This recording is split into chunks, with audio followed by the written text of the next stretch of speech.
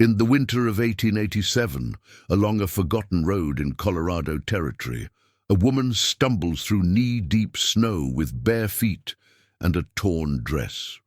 Her name is Rosalie Finch, and everything she once called family has been stripped away by tragedy. She carries only a battered locket, and trauma so deep it has stolen her voice.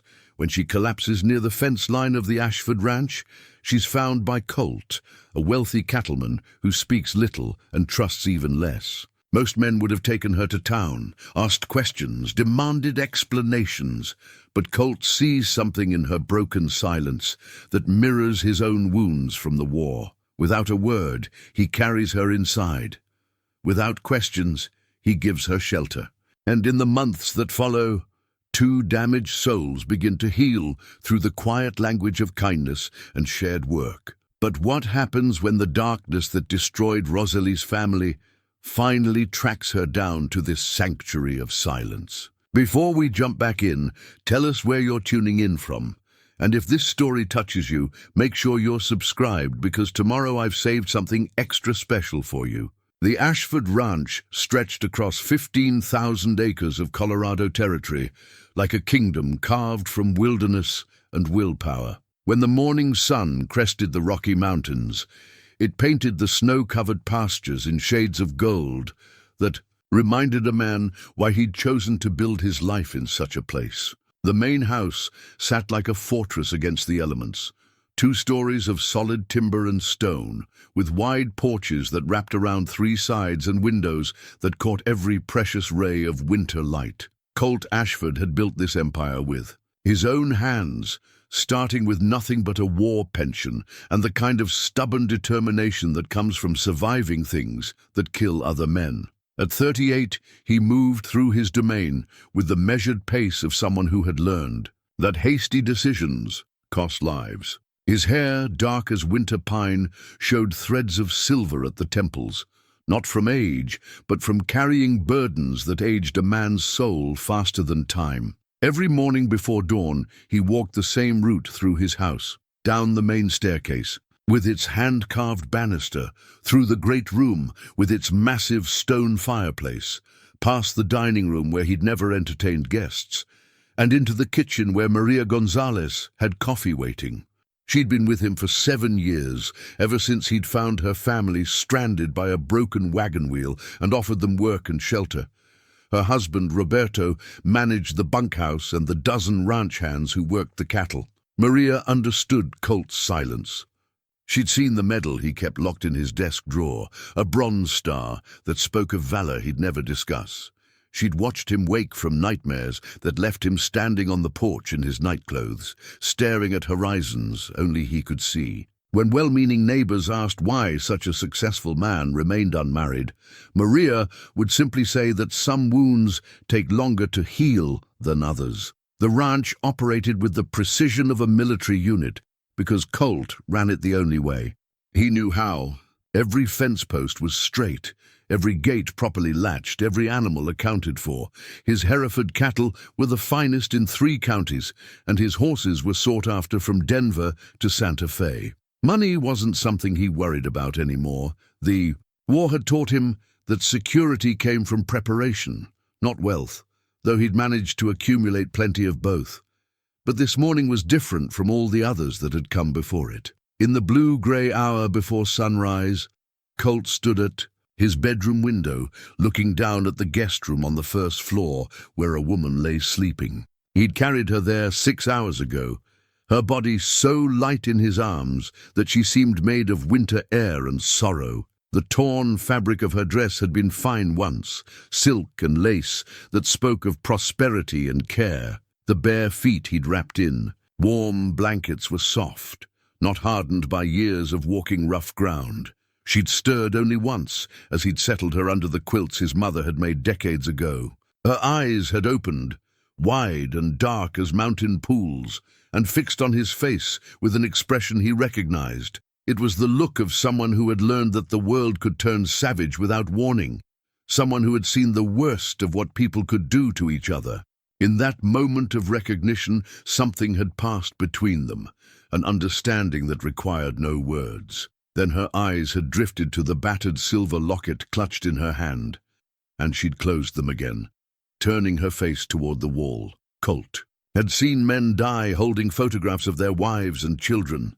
He'd held dying soldiers who whispered names of people they'd never see again. That locket, whatever it contained, was this woman's anchor to something she'd lost. The desperate way she'd clung to it told him everything he needed to know about why she'd been walking barefoot through a Colorado winter. From his bedroom window, he could see the path of disturbed snow where he'd found her, a wandering line that disappeared into the darkness beyond his property.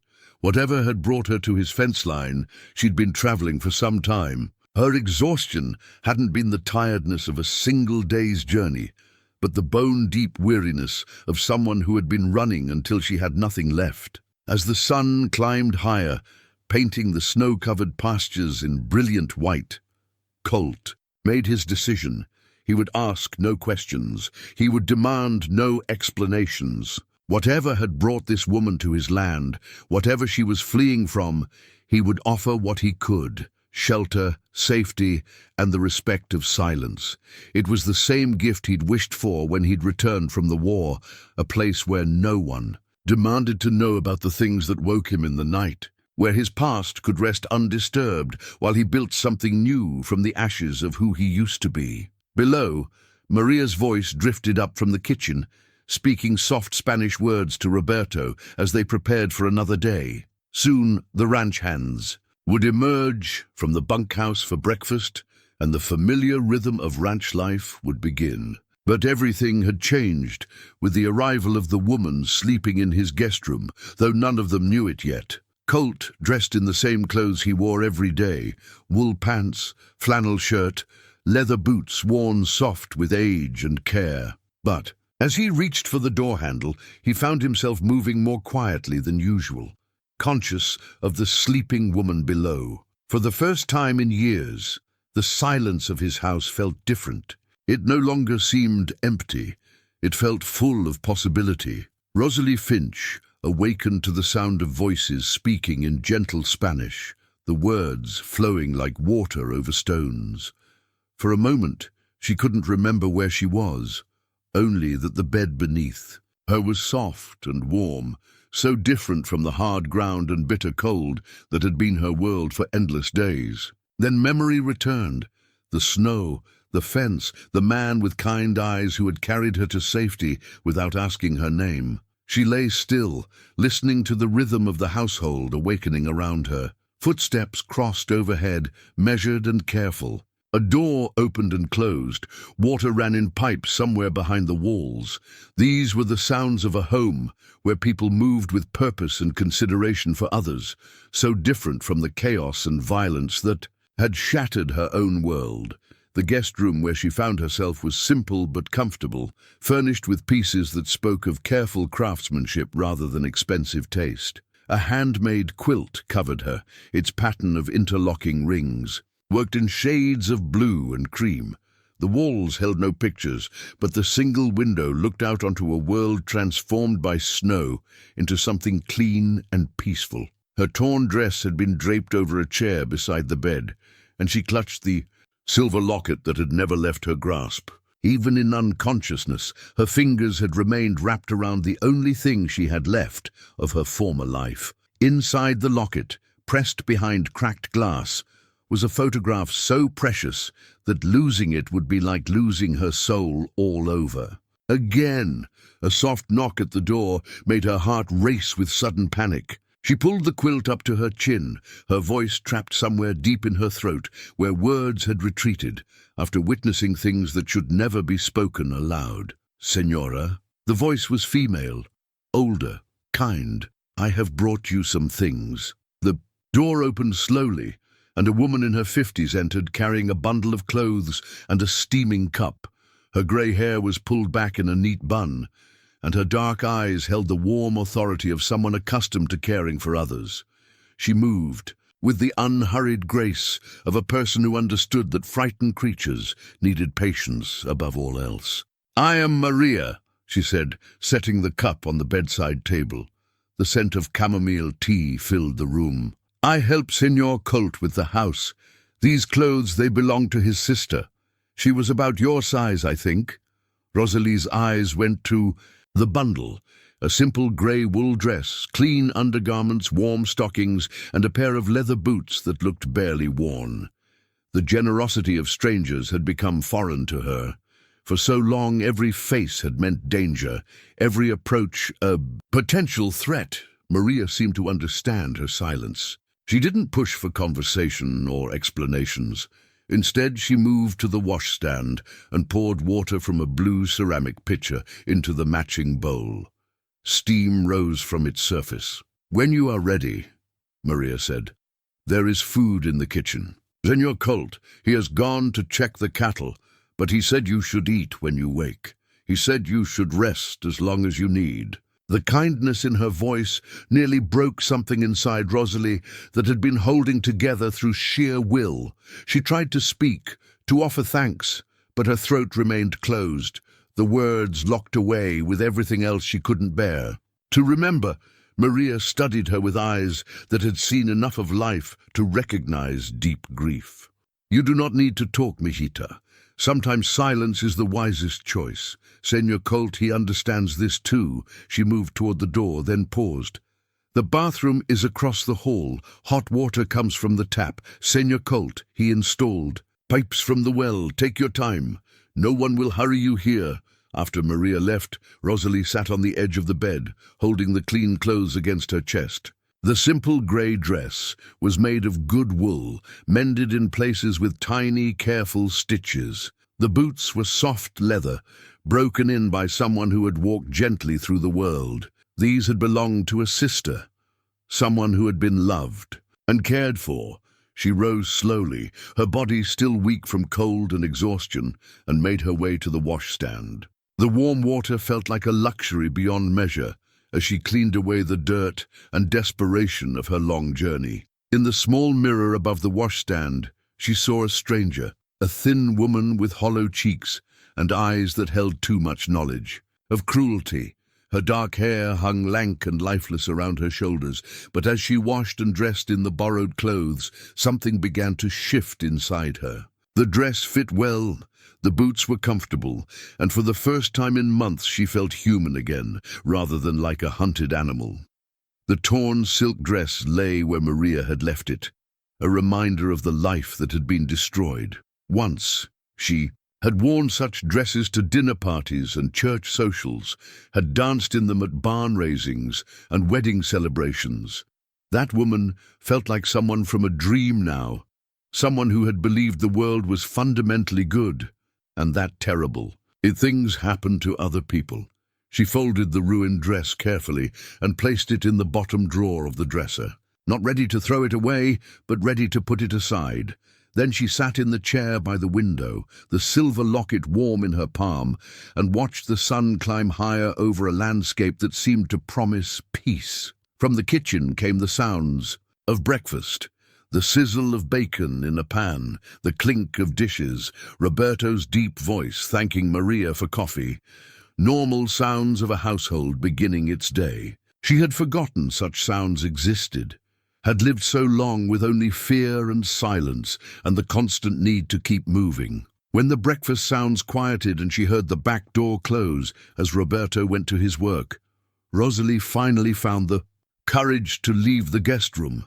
The hallway was wide and bright, lined with windows that let in the morning light. Family photographs hung on the walls, images of people with the same strong jaw and steady eyes as the man who had saved her. The kitchen was warm and welcoming, with a large table surrounded by mismatched chairs and a cook stove that radiated comfortable heat. Maria looked up from washing dishes and smiled.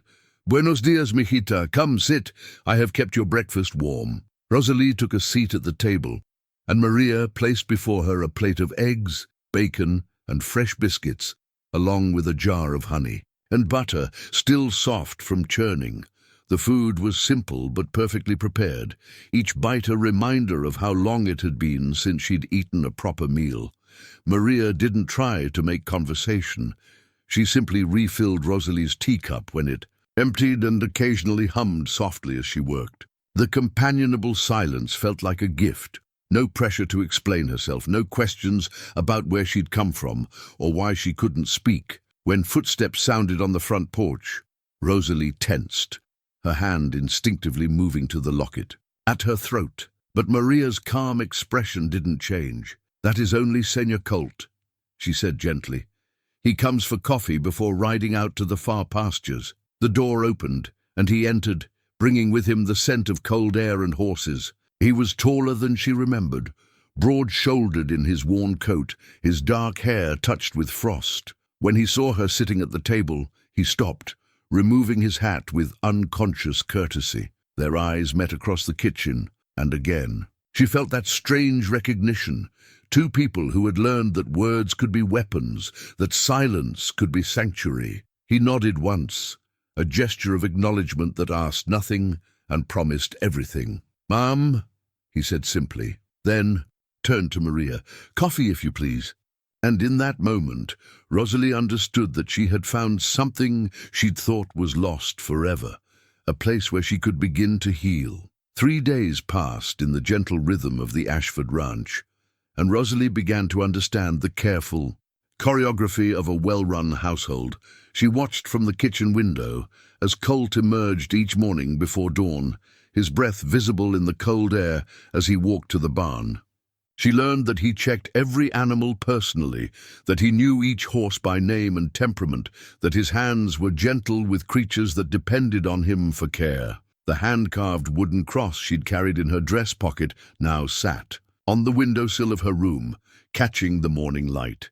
It had been her father's, whittled by his own hands during the long evenings when he'd told her stories of his childhood in Ohio. Faith had been as natural to her family as breathing, until the day when prayer seemed powerless against human evil. Now the cross stood as a question mark rather than an exclamation point, not abandoned, but waiting for her to decide what it might mean in this new life. Maria had shown her the rhythms of the house with patient kindness, how Colt preferred his coffee black and strong, how he liked his eggs over easy but would never complain if they came out differently, how he always hung his hat on the same peg by the door and placed his boots in the exact same spot each evening. These small rituals, Maria explained with gentle humor, were how some men made sense of a world that had once seemed senseless. "He is a good man," Maria told her as they folded laundry together, "but he carries heavy things like you do.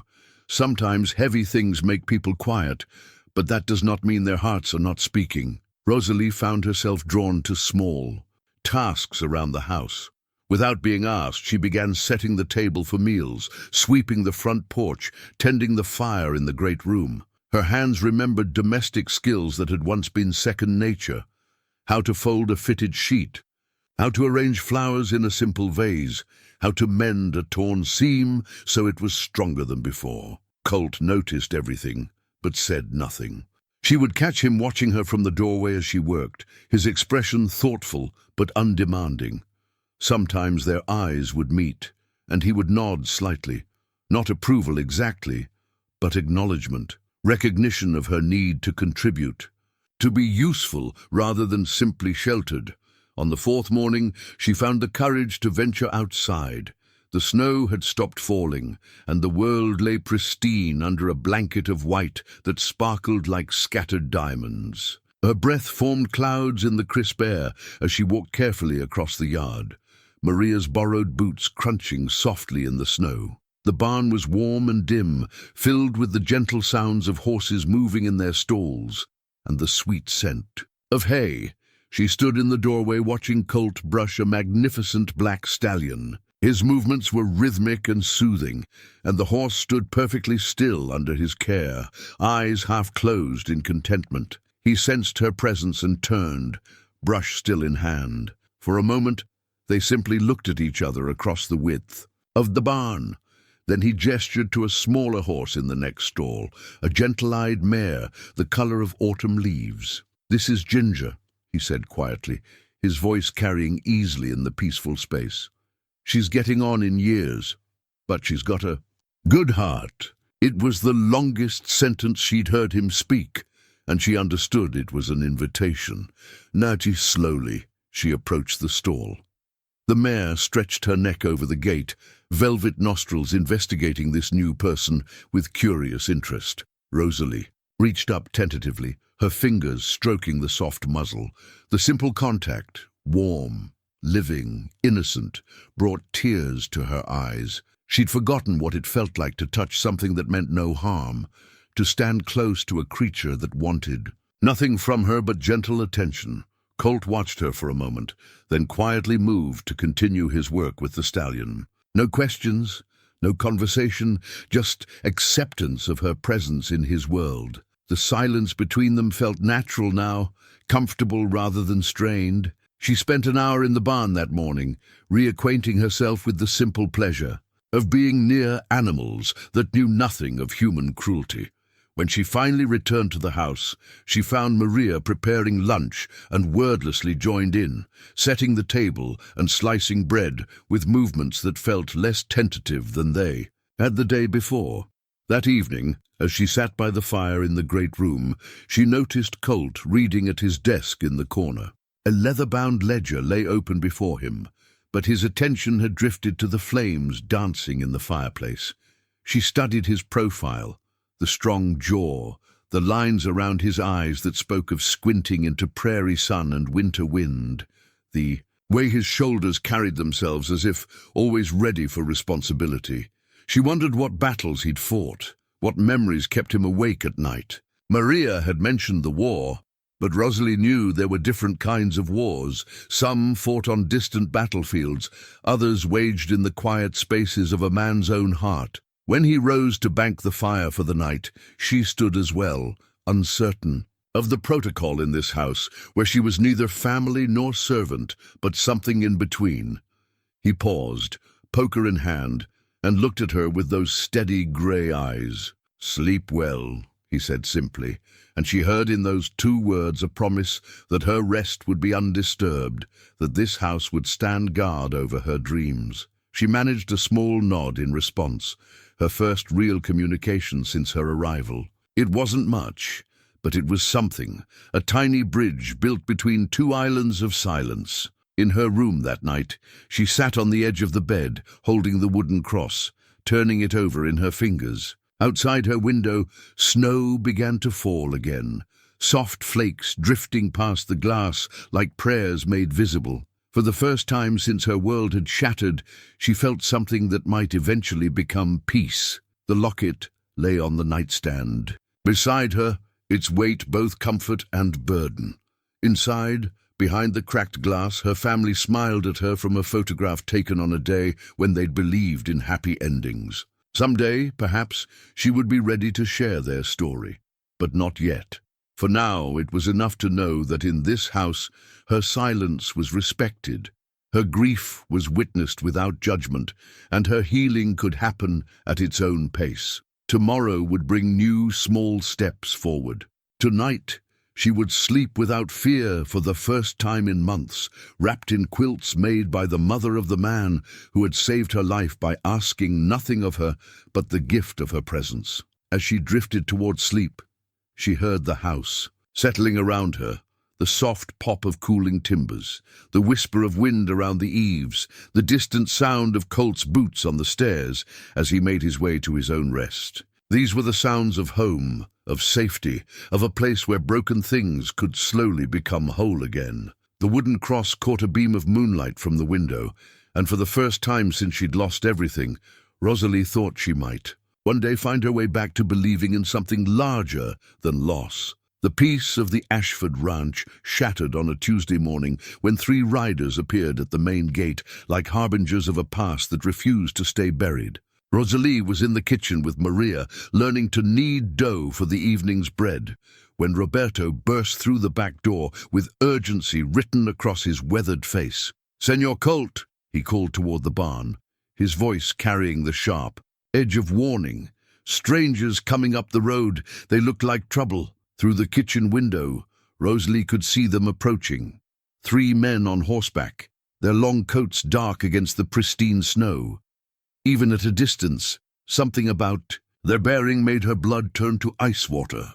They rode with the predatory confidence of men accustomed to taking what they wanted, their eyes scanning the ranch buildings with calculated interest. Maria's hands stilled on her rolling pin as she followed Rosalie's gaze. "Mijita," she said quietly, "perhaps you should go to your room, close the door." But Rosalie found herself frozen at the window, watching as Colt emerged from the barn to meet the approaching riders. His posture had changed.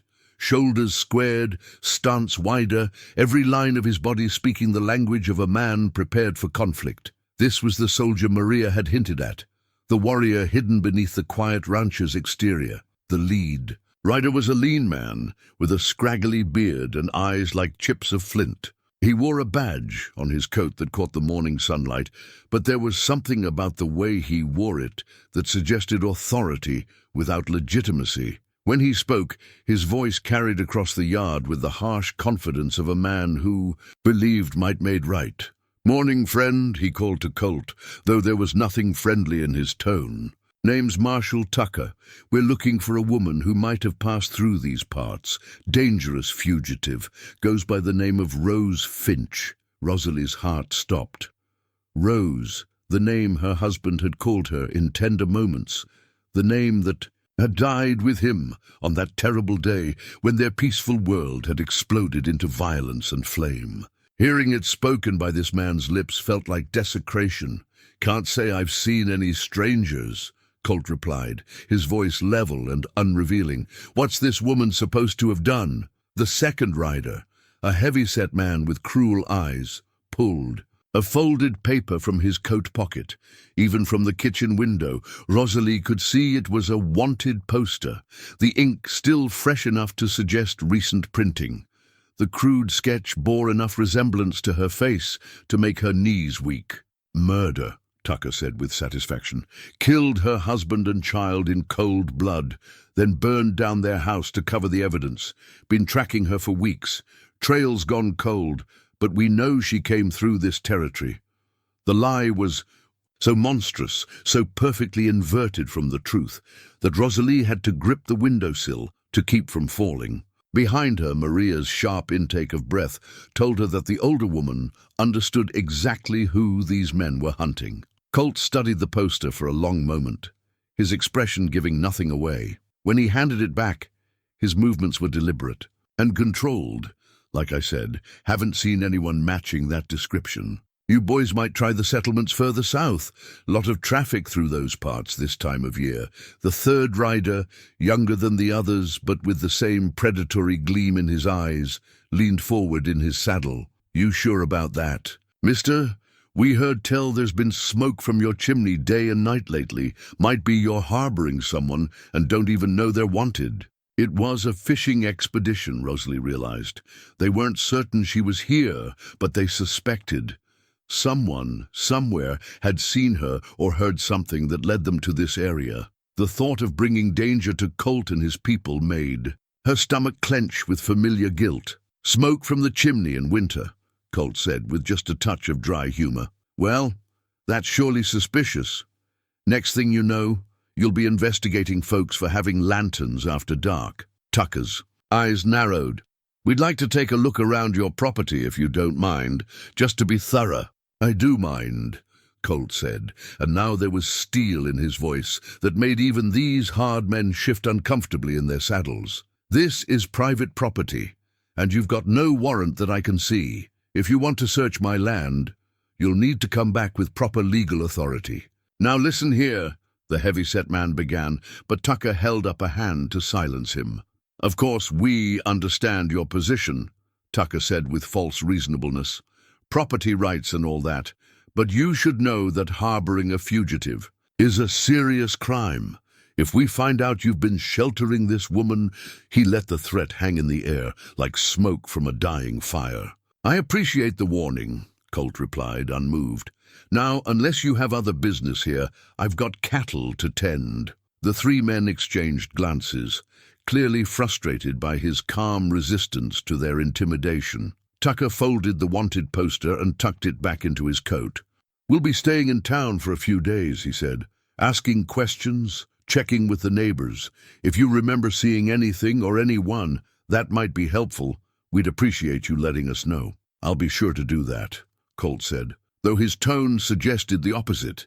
As the riders turned their horses toward the gate, Tucker called back over his shoulder, "That's a fine spread you got here, Ashford. Be a shame if anything happened to it." The threat was naked now, stripped of any pretense of lawful authority. Colt watched them ride away until they disappeared beyond the rise, then turned toward the house with grim purpose. Rosalie found herself backing away from the window, her breath coming in short, panicked gasps. The walls of the warm kitchen seemed to be closing in around her, and the familiar taste of fear filled her mouth like copper pennies. Maria was beside her instantly, strong, hands guiding her to a chair. "Breathe, Mijita, slow and deep. You are safe here."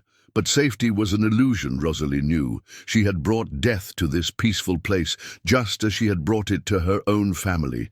The men who had murdered her husband and daughter, who had burned their home and fabricated evidence to make her the criminal. They had found her again. And now Colt and everyone who sheltered her would pay the price for her presence. When Colt entered the kitchen, his boots heavy on the wooden floor, she tried to stand. Tried to find words to tell him she would leave immediately, but her voice remained locked away, and her legs would not support her weight. He knelt beside her chair, his grey eyes holding hers with steady compassion. "Ma'am," he said quietly, "I want you to know that nothing those men said changes anything. You're welcome here for as long as you want to stay. But I think it's time we had ourselves a conversation about what we're really dealing with." Behind the cracked glass of her locket, her family's faces seemed to plead with her to trust this man who had already risked so much on her behalf. The wooden cross on her windowsill caught the light like a reminder that sometimes, in the darkest moments, grace appeared in unexpected forms. Rosalie looked into Colt's eyes and saw the same steady resolve that had carried him through war and built a ranch from wilderness. For the first time since her world had collapsed, she felt the fragile stirring of hope that maybe, just maybe, she had found someone strong enough to stand against the darkness that pursued her. The wanted poster in Tucker's pocket was a lie, but the danger it represented was terrifyingly real. The sanctuary of silence was over. Now came the time for truth, no matter how painful the telling might be. The silence in the kitchen stretched like a held breath until Rosalie's trembling fingers found the silver locket at her throat. With movements that spoke of long-practiced care, she opened the delicate clasp and revealed what lay hidden behind the cracked glass. A photograph burned at the edges, as if salvaged from flame. Colt moved closer, his eyes taking in the image of a young woman in a white dress, standing beside a tall man in his Sunday best. Between them, a little girl with dark ringlets smiled at the camera with the innocent joy of a child who believed the world was safe and good. The resemblance between the woman in the photograph and the one sitting before him was unmistakable, though grief had carved new lines in her face and stolen the light from her eyes. "My husband, Thomas," she whispered, her voice barely audible, after so many weeks of silence. "And our daughter Sarah, she was 6. The words came haltingly, as if each one had to be pulled from some deep well of pain. Maria crossed herself silently, understanding flooding her weathered face as the pieces of Rosalie's story began to fit together. "The men who were just here," Rosalie continued, her fingers tracing the burned edges of the photograph. "They're the ones who killed them, who burned our house, who made me watch." Colt's jaw tightened, but his voice remained gentle. "Can you tell me what happened?" She closed her eyes, and when she spoke again, it was as if she were seeing it all. "Happened once more.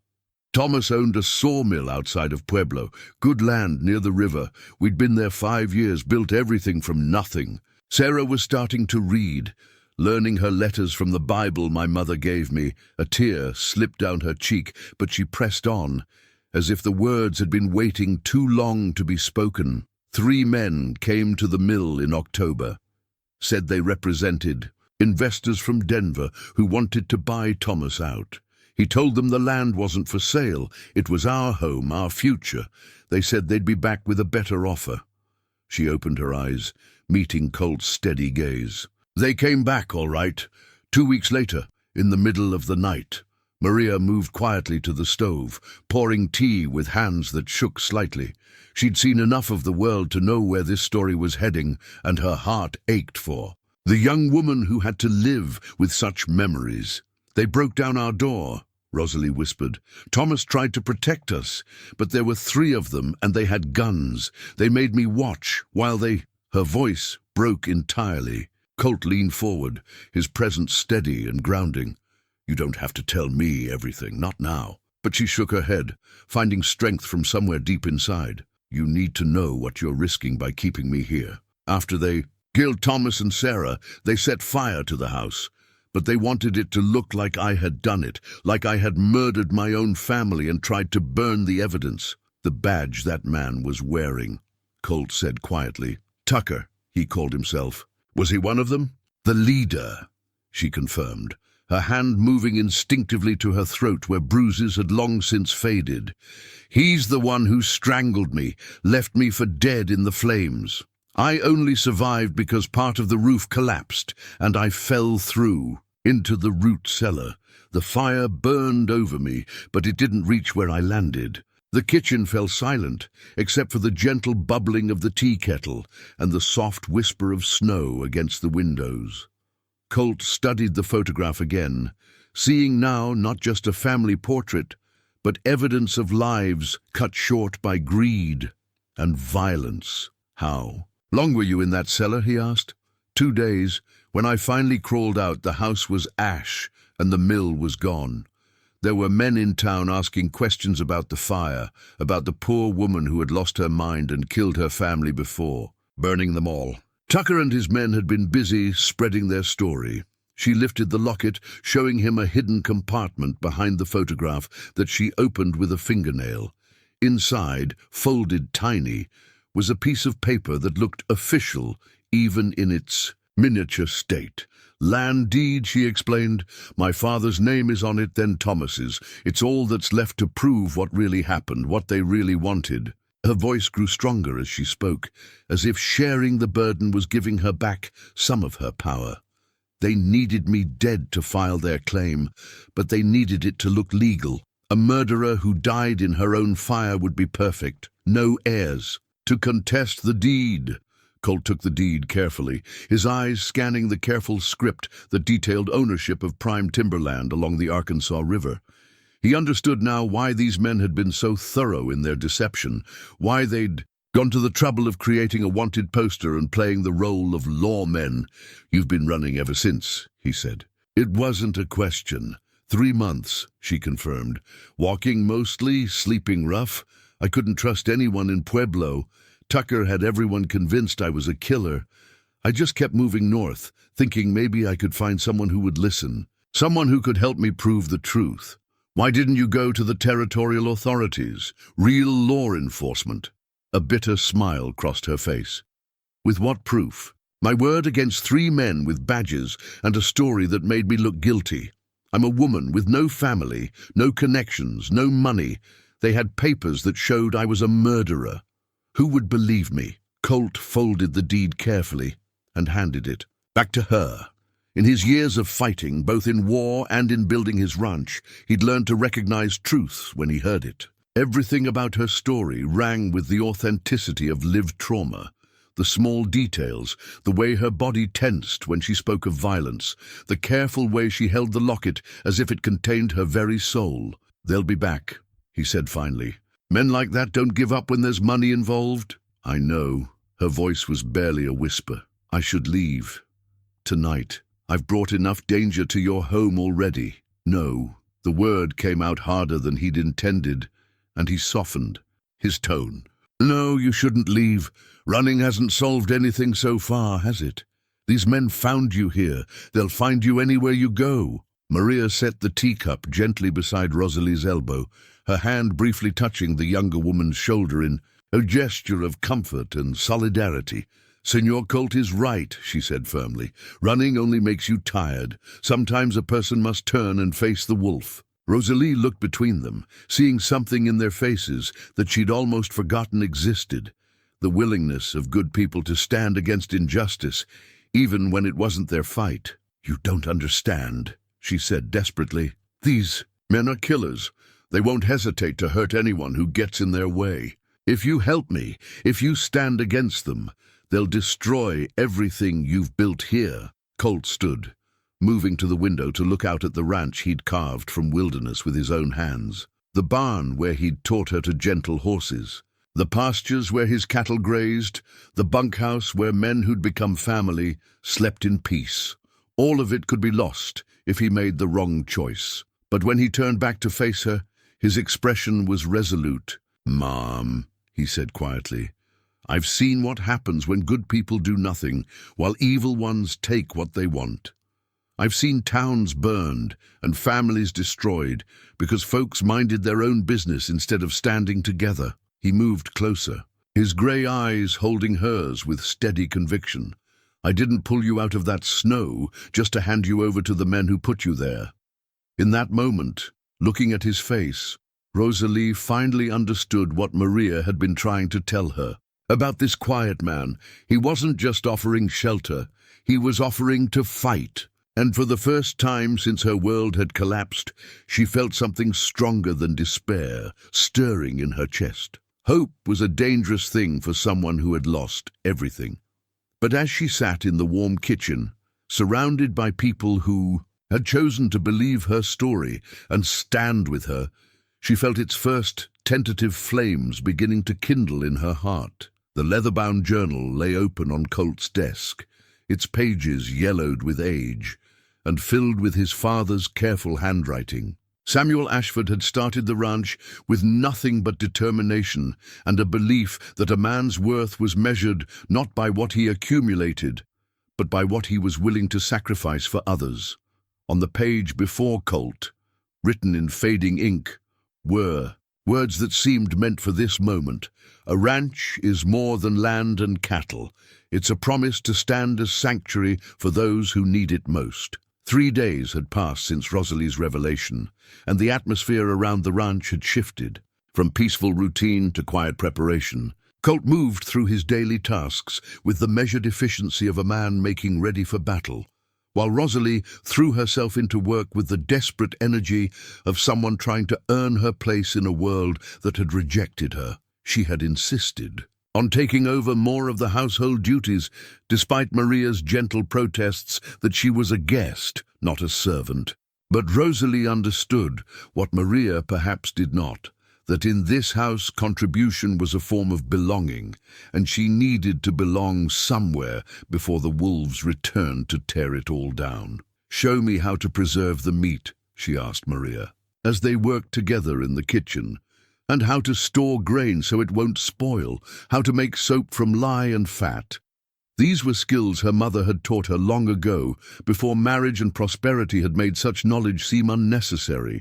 But now, watching Maria's practiced hands demonstrate the old ways, Rosalie felt herself reconnecting with a heritage of women who had known how to make something from nothing, how to stretch resources through hard times. Colt found them in the kitchen that afternoon, the wooden table covered with strips of beef hanging on improvised racks, the air thick with the smell of salt and smoke. Rosalie looked up from her work, a streak of salt across her cheek and determination in her dark eyes. "We need to be ready," she said simply. "If those men come back, if they bring others, this place needs to be able to stand on its own for a while." He nodded, understanding that she was thinking like a general's wife, planning for siege rather than surrender. It was a practical approach that matched his own military mind, and he found himself respecting not just her resilience, but her strategic thinking. "Roberto's been talking to the men," he told her. "They know the situation. None of them are running." This surprised her. She'd expected the ranch hands to distance themselves from trouble that wasn't theirs to claim.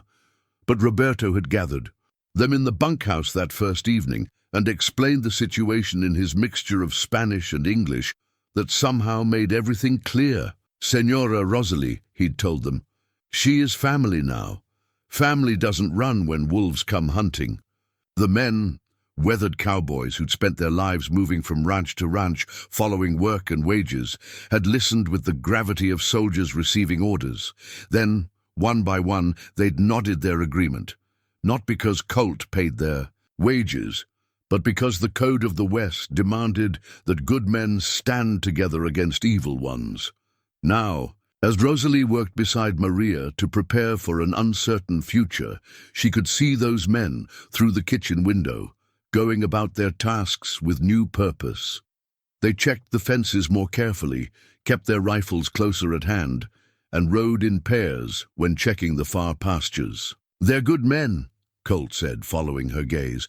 "Most of them have seen trouble before. A few fought in the war, like me. They know what it means to hold a line." That evening, as the household gathered for supper, Colt spread a hand-drawn map of the ranch across the dining room table.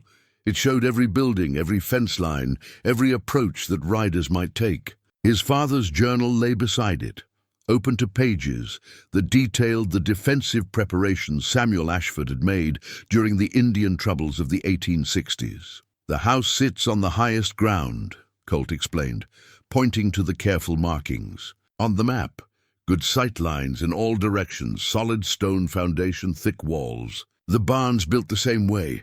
My father believed in making things that would last through whatever came." Rosalie studied the map with the focused attention of someone whose life might depend on understanding every detail. She traced the routes between buildings, noting which areas offered cover and which left a person exposed. "Water," she asked. "Wells here behind the house, spring-fed, never runs dry. There's a hand pump in the kitchen and another in the barn." He pointed to marks on the map that showed the water system his father had designed. "Pipes run underground, harder for someone to cut off our supply. Food storage, root cellar under. The kitchen, smokehouse behind the barn, grain bins in the loft, enough to last months if we're careful." He looked up from the map to meet her eyes. "My father built this place to weather storms, whatever kind they might be." Roberto leaned over the table, his finger tracing the fence lines. "The men, they know every inch of this land. We can set up watch posts here and here." He pointed to strategic positions that would give early warning of approaching riders. "And if trouble comes, we have places ready for the horses, ways to move without being seen." As they planned through the evening, Rosalie felt something she hadn't experienced since before her world collapsed. The sense of being part of something larger than herself, of belonging to a group that would fight for each other. These people had accepted her story without question, had chosen to risk their safety for a woman they'd known less than a week. "Why?" she asked suddenly, the question emerging from thoughts she'd been carrying silently. "Why are you all willing to do this? You barely know me." The room fell quiet, and she wondered if she'd overstepped some boundary, asked something too direct for the careful courtesy that governed their interactions. It was Maria who answered first, her voice gentle but firm. "Because this is what good people do, mijita. We stand together against the darkness." Roberto nodded his agreement. "In Mexico, my family, we had troubles like this. Bad men who wanted our land, who would kill to take it. We learned that alone. We are nothing. Together we are strong." Colt closed his father's journal, his hand resting on the worn leather cover. "My pa used to say that a man's character isn't measured by what he does when it's easy, but by what he does when it's hard. You came to us broken and hunted, and we gave you shelter. Now those who broke you want to finish the job." He looked directly at her, his grey eyes holding steady conviction. "That makes it our fight, too." Later that night, as Rosalie sat by, her bedroom window looking out at the star-filled sky, she thought about the strange turns that had brought her to this place. 3 months ago, she'd been a mill owner's wife with a secure future and a child to raise. Now she was a fugitive, dependent on the kindness of strangers who were preparing to risk everything for her. The wooden cross on her windowsill caught. The moonlight, and for the first time since that terrible night, she found herself able to pray, not for rescue or revenge, but for the strength to be worthy of the faith these people had placed in her. They were preparing to fight her battle, but she would not let them fight it alone. Tomorrow would bring new preparations, new plans, new ways to turn a peaceful ranch into a fortress. But tonight, surrounded by the quiet sounds of people she was learning to call family, Rosalie felt something that had been missing from her life since the fire. The knowledge that she was not facing the darkness alone. The journal entry her eyes fell upon as Colt had closed. The book seemed to echo in her mind. True strength comes not from standing alone, but from knowing when to accept the hands that reach out to help us stand. Her father had carved that wooden cross during evenings, when he'd spoken of faith and community, of the way good people were called to lift each other up. Now in this ranch house surrounded by mountains and defended by people who barely knew her, Rosalie began to understand what he'd been trying to teach her all those years ago. The sewing kit had belonged to Colt's mother, its wooden box worn, smooth by generations of careful hands. Inside, spools of thread nestled beside silver thimbles, bone buttons weighted in small compartments, and needles of every size lay arranged in precise rows. When Maria presented it to Rosalie with gentle ceremony, she understood she was being offered more than tools. She was being given a place in the long line of women who had tended this household.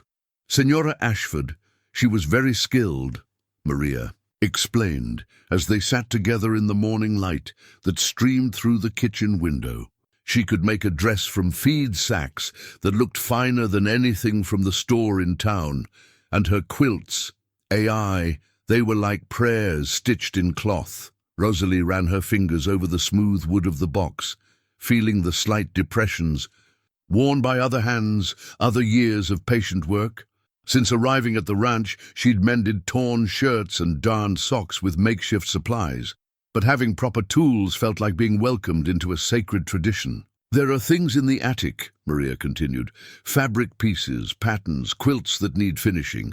Senor Colt, he could never bear to move them, but perhaps now." The unspoken suggestion hung between them like an invitation to step fully into this life, to claim not just shelter, but belonging.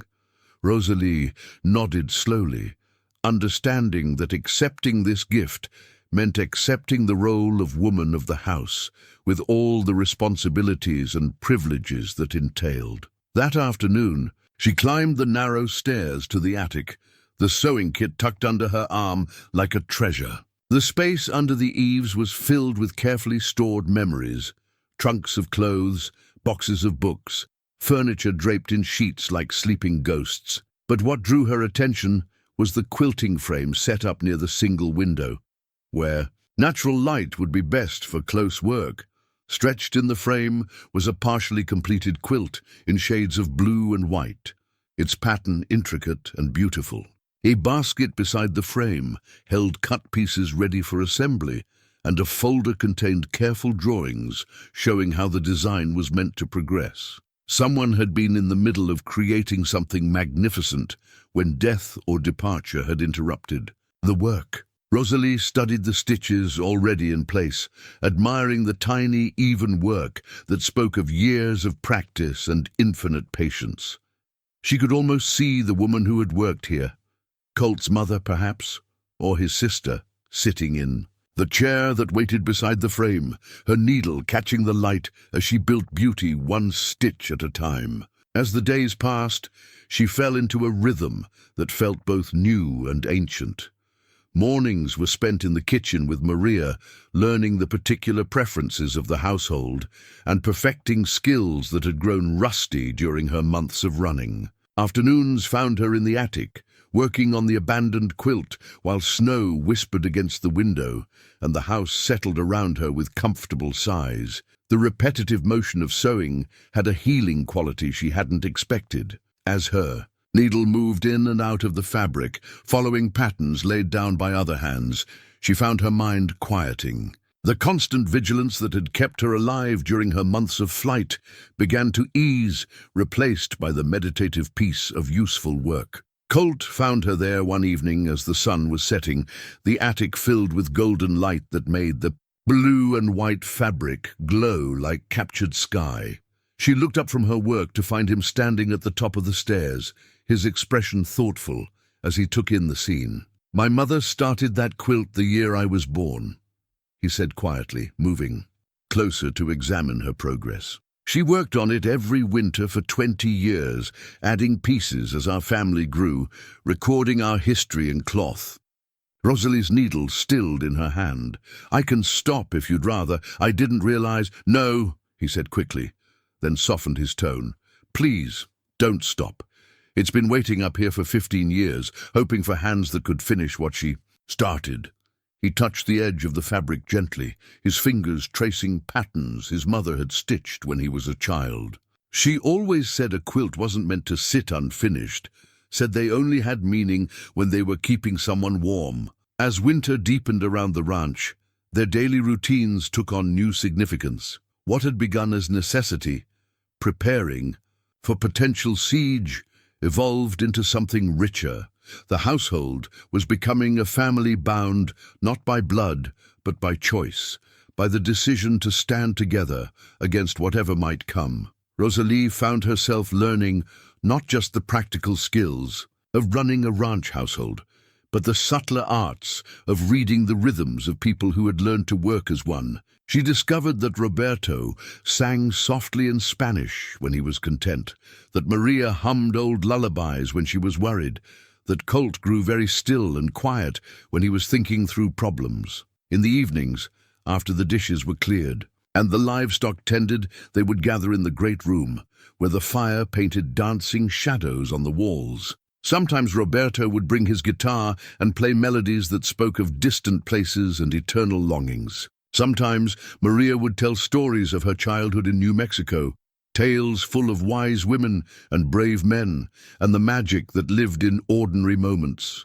And sometimes Colt would read aloud from books that had belonged to his family, poetry and philosophy, adventure stories and works of history that spoke of other times when good people had faced impossible choices and found the courage to do what was right. During these quiet hours, Rosalie would work on the quilt, her needle moving steadily as she listened to voices that had become dear to her. The pattern was beginning to reveal itself, a design called wedding ring, with interlocking circles that represented the unbreakable bonds between people who chose to love each other despite the world's attempts to tear them apart. One night, as she worked by lamplight while Colt read from a volume of Emerson, she realized that something fundamental had shifted inside her. The constant fear that had driven her through months of running had not disappeared entirely, but it had been joined by something stronger. The fierce determination to protect this place and these people who had given her more than shelter. They had given her back her life. Ralph Waldo Emerson, Colt read in his deep, quiet voice, said that the only way to have a friend is to be one. I think he might have extended that to family. The only way to have a family is to choose to be family to others. Maria looked up from her mending, smiling at the words. "See, this is true. Family is not only the people who share your blood, but the people who share your heart." Rosalie's needle caught the lamplight as she added another tiny stitch to the growing pattern. Outside, wind moved through the pine trees with the sound of distant prayers, and snow continued its ancient work of covering the world in peace. Inside, three people who had found each other across the vastness of loss and loneliness continued the equally ancient work of building home from hope. The sewing kit sat open beside her chair, its contents no longer foreign, but familiar, its tools responsive to her touch, as if they remembered the hands that had shaped them. In her lap, the quilt grew ring by ring, stitch by stitch, becoming something beautiful enough to be worthy of the love that was creating it. When she went to bed that night, Rosalie carried with her not just the satisfaction of work well done, but the deeper peace that comes from knowing you belong somewhere, that your presence matters, that your hands can still create beauty, even after they have known such loss. The wooden cross on her windowsill caught the starlight, and she found herself able to pray again, not the desperate pleas of someone drowning, but the grateful words of someone who had been pulled to shore and was learning, slowly, to trust the solid ground beneath her feet. The church bell in Millbrook rang clear across the valley every Sunday morning, its bronze voice carrying across the snow-covered landscape to call the faithful to worship. From her bedroom window, Rosalie could see the thin line of smoke rising from the town's chimneys 5 miles distant, could imagine the families gathering in their Sunday best to share in fellowship and prayer. She had not heard that bell without longing since her arrival at the ranch. Once, church had been the center of her week, the place where her family joined with neighbors to celebrate births, mourn losses, and find strength for the challenges ahead. Thomas had served as deacon, Sarah had sung in the children's choir, and Rosalie had organized quilting circles and church suppers with the easy authority of a woman secure in her place in the world. Now she was a ghost, haunting the edges of community, unable to show her face where Tucker and his men might see her, dependent on others to venture into town for supplies and news. The isolation chafed against her nature, but she understood its necessity, at least until they could find a way to clear her name and bring the real killers to justice. "The Reverend Morrison asks after you," Maria reported as she unpacked supplies. From the weekly trip to town, he says the congregation has been praying for the poor woman staying at the Ashford place, ever since word got around that Senor Colt had taken in someone who needed help. This surprised Rosalie. She'd assumed that her presence at the ranch was a secret, something to be hidden from curious eyes and wagging tongues. But Colt, it seemed, had taken a different approach. "He's been telling people the truth," Maria continued, arranging canned goods in the pantry with practiced efficiency. "That you're a widow who lost her family in a fire, that you came to us, hurt and homeless, that Christian charity demanded we take you in. But if people know I'm here, they know a version of you that Senor Colt has chosen to tell," Maria interrupted gently. "A woman whose husband died in an accident at his sawmill, whose child died in the same fire that left you with injuries that stole your voice. A tragic story, but not a criminal one." The careful construction of this alternate truth impressed Rosalie with its thoughtfulness. Colt had taken the basic facts of her situation and reshaped them into something that would generate sympathy rather than suspicion, protection rather than betrayal. It was a story that explained her silence, her fragility, her need for sanctuary, without making her a target. "The whole town's talking about how good Senor Colt is to take in a stranger," Maria added with a small smile. "The ladies are bringing food, offering to help with sewing and such. Mrs. Patterson said she'd be happy to come out and sit with you, keep you company while you recover." Through the kitchen window, Rosalie could see Colt and Roberto working with 3 of the ranch hands to repair a section of fence damaged by the recent storms. Their breath formed clouds in the cold air. As they worked, their movements coordinated and efficient. Watching them, she understood more clearly the kind of man she'd found refuge with, someone who thought several moves ahead, who protected not just with strength, but with strategy. That afternoon, their first visitor arrived. Mrs. Eleanor Patterson was a woman in her 60s with iron-grey hair and the brisk kindness of someone accustomed to organizing church committees and managing community crises. She drove her own buggy despite the snow, her horse picking its way carefully up the ranch road, as if it had made this journey many times before. "I've brought soup," she announced as Maria welcomed her into the kitchen, "and some of my bread, and a jar of preserves the Methodist ladies made for you. We heard about your troubles, dear, and wanted you to know you're not alone." Rosalie found herself face to face with the kind of woman who had once been her peer, a pillar of community respectability, someone who organized charity drives and knew everyone's business, but never spoke it maliciously. For a moment, the urge to confess everything was almost overwhelming. Here was someone who might understand, who might help, who represented the kind of normal life she'd lost. But then she remembered Tucker's badge and false authority, remembered how easily a lie could become accepted truth when told by the right people in the right way. How could she know who to trust when evil wore the face of law and justice? She doesn't speak much since the fire, Maria explained gently. The smoke, it damaged her throat. But she hears everything, understands everything. Your kindness means more than you know. Mrs. Patterson's eyes softened with genuine compassion as she looked at Rosalie. Oh, you poor dear. I can't imagine what you've been through, but you're in good hands here. Colt Ashford is one of the finest men in this territory, and Maria's been looking after people longer than most of us have been drawing breath. She settled herself at the kitchen table with the comfortable authority of someone welcome in any home, and began unpacking a basket that seemed to hold half the contents of a general store. Now, I don't want you to think you have to hide away out here like some hermit, she continued, addressing Rosalie directly despite her silence. When you're feeling up to it, you'd be more than welcome at our Sunday services. Reverend Morrison does a lovely job with the healing prayers, and there's not a person in that congregation who wouldn't be honored to help you through this difficult time. The kindness was genuine. Rosalie could see that, but underneath it lay the assumption that she was exactly what Colt had told them, a victim of accident rather than murder, a widow grieving natural losses rather than someone hunted by killers, who wore badges and spoke of justice while dealing in death. The whole community's talking about taking up a collection, Mrs. Patterson went on, to help you get back on your feet when you're ready.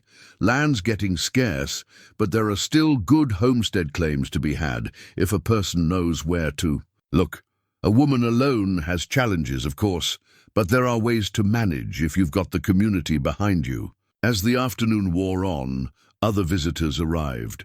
Dr. Fleming, the town physician, came ostensibly to check on Rosalie's health, but really to satisfy his curiosity about the mysterious woman who'd captured Colt Ashford's protective instincts. Young Mrs. Henderson brought her infant son and a casserole, eager to share gossip and assess whether this stranger might become a rival for the eligible bachelors in the area. Each visitor brought not just gifts, but information. News of the territory, updates on neighbors' lives, and most importantly, confirmation that Tucker and his men were still in town, still asking questions, still presenting themselves as legitimate lawmen hunting a dangerous fugitive. Strangest thing, Dr. Fleming mentioned, as he accepted a cup of coffee, those marshals have been showing everyone a wanted poster, but the description doesn't match anyone I've seen around here. Makes a man wonder if they're chasing shadows. Mrs. Henderson nodded eagerly. My husband says they've been asking specifically about women traveling alone, but the woman they're looking for is supposed to be blonde and tall. Nothing like... She caught herself, realizing she was about to be rude, but the implication was clear. Through these conversations, Rosalie began to understand the delicate game Colt was playing. By introducing her to the community as someone deserving of sympathy, rather than suspicion, he'd created a network of people who would be naturally inclined to protect her rather than betray her. The wanted poster's description, deliberately vague and inaccurate, worked in their favor when people could see for themselves that the quiet, dark-haired woman at the Ashford ranch bore no resemblance to the dangerous criminal the false marshals described. As evening approached and the visitors departed, Rosalie found herself exhausted by the effort of maintaining her silent persona while longing to join the normal conversation that had flowed around her.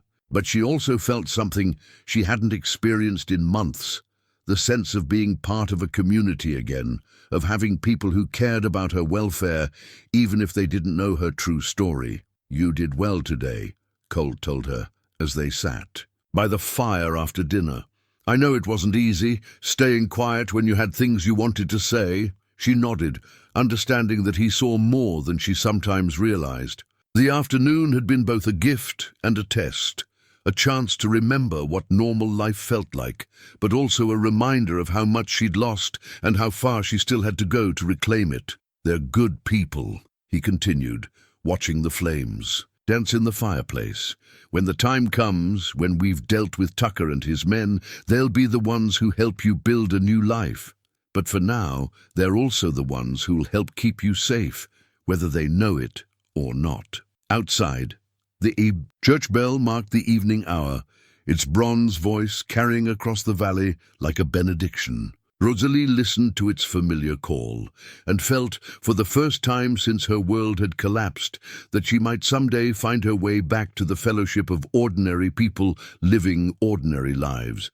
But first, she would have to survive the extraordinary circumstances that had brought her here, and trust that the man sitting across from her had the wisdom and strength to see them both through the darkness that was surely coming. The shared meals at the kitchen table had become something sacred in the rhythm of their days, not the formal dining room with its polished mahogany and china that spoke of special occasions, but the worn pine table where Maria had fed 3 generations of Ashford men, where honest work was followed by honest food, and the kind of conversation that built families from strangers. Colt had taken to joining them for breakfast rather than eating alone in his study, and the change seemed to soften something in him that Rosalie was only beginning to understand. She watched him across the table each morning, noting how he listened to Maria's gentle chatter about household concerns, how he included Rosalie in conversations even when she could only nod or shake her head in response. "The snow's breaking up in the lower pastures," he reported one morning as Maria refilled his coffee cup. "Won't be long before we can move the cattle to better grazing." He looked at Rosalie, including her in ranch business, as if her opinion mattered. "Spring comes late up here, but when it comes fast. Everything changes almost overnight." She found herself nodding, understanding that he was speaking of more than weather and seasons.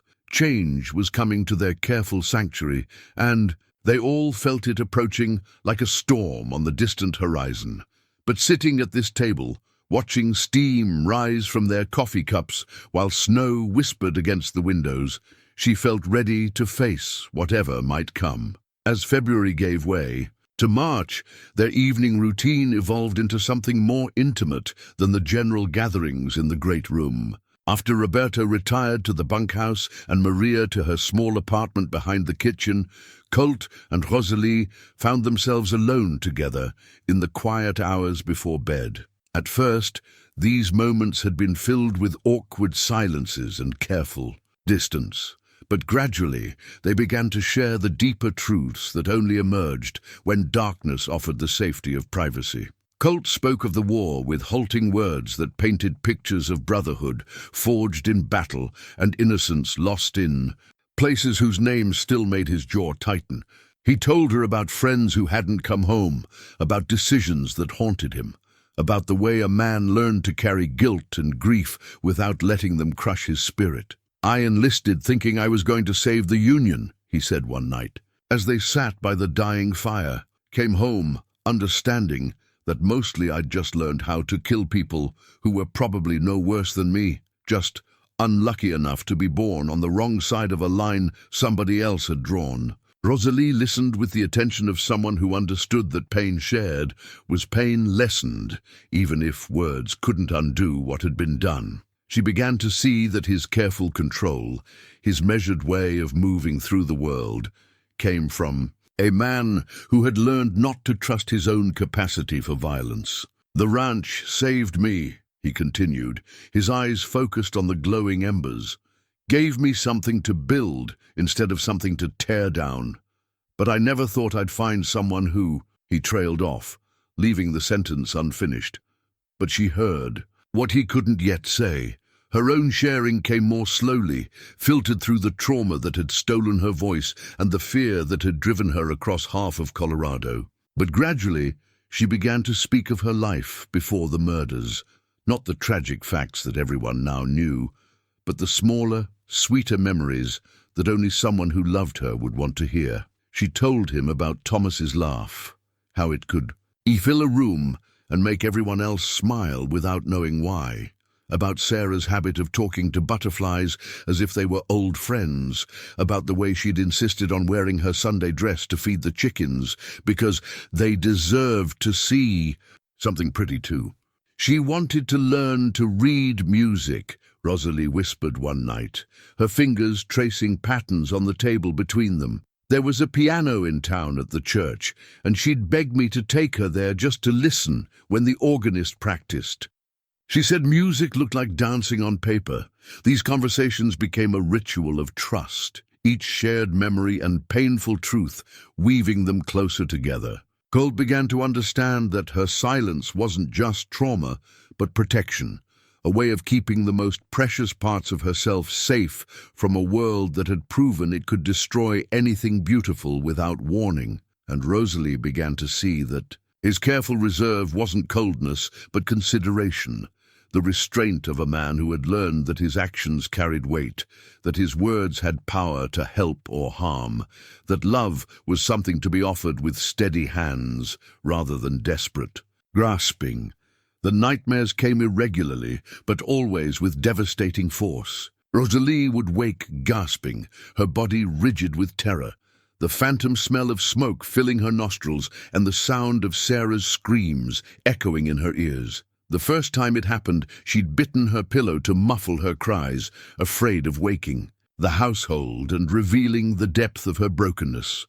But Colt heard anyway. He appeared at her door in his nightshirt and pants hastily pulled on, his hair disheveled and his eyes alert with concern. "Ma'am," he called softly through the closed door. "Are you all right?" She couldn't answer, couldn't find breath enough for words, but somehow he understood. She heard his footsteps retreat and then return, heard the soft scrape of a chair being positioned outside her door. "I'll be right here," he said quietly. "You're safe now. Just listen to my voice and remember where you are." And he stayed there until dawn, occasionally speaking in low, soothing tones about ordinary things, the sound of wind in the pines, the way moonlight painted the snow, the gentle breathing of horses in the barn. His presence beyond the door became an anchor that kept her from drowning in the tide of memory and fear. After the third nightmare, she found the courage to open the door when she heard his chair scraping across the floor. He looked up from where he sat reading by lamplight, his expression gentle and undemanding. "Would it help if I sat inside?" he asked. "Sometimes being alone with the darkness makes it worse." She nodded, stepping back to let him enter her sanctuary. He positioned his chair by the window where he could watch for danger while she found her way back to peace, and gradually this too became part of their routine. When the nightmares came, he would appear with his quiet strength and steady presence, never asking questions, never demanding explanations, simply offering the gift of not being alone with her terror. "My father used to sit with me like this," she told him one night after the worst of the fear had passed. "When I was small and scared of thunder, he said storms always pass, but they pass easier when you don't have to weather them alone." "Your father sounds like he was a wise man," Colt replied. "Mine used to say something similar, that courage isn't the absence of fear, but the willingness to face what scares you." As winter began its slow retreat and the first hints of spring appeared in the lengthening days, their relationship deepened into something neither quite had words for. Not yet love, perhaps, but something that might grow into love, given time and safety and the continued gift of understanding. They worked together now with an ease that spoke of partnership. Colt would consult her about household decisions, and she would offer suggestions about ranch management with the practical wisdom of someone who had helped run a business. When he planned the spring planting, she sketched garden layouts based on what she'd learned about the mountain growing season. When she struggled with a particularly difficult section of the quilt, he would hold the lamp to give her better light, his presence comfortable and undemanding. "You know," he said one evening, as they sat at their table after another peaceful supper, "I never thought I'd find someone who could make this house feel like home again." Rosalie looked up from the mending in her lap, meeting his eyes across the space that no longer felt empty, but full of possibility. "I never thought I'd have a home again," she replied softly. "But this place, these people, it's given me back something I thought was lost forever." Outside, the snow continued its ancient work of covering the world in clean white silence. Inside, two people who had learned that love could be lost in an instant also learned that it could be found again, built slowly and carefully on a foundation of trust and mutual respect, and the courage to believe that not all stories had to end in sorrow. The kitchen table between them held the remnants of their shared meal, the evidence of ordinary life continuing despite extraordinary circumstances.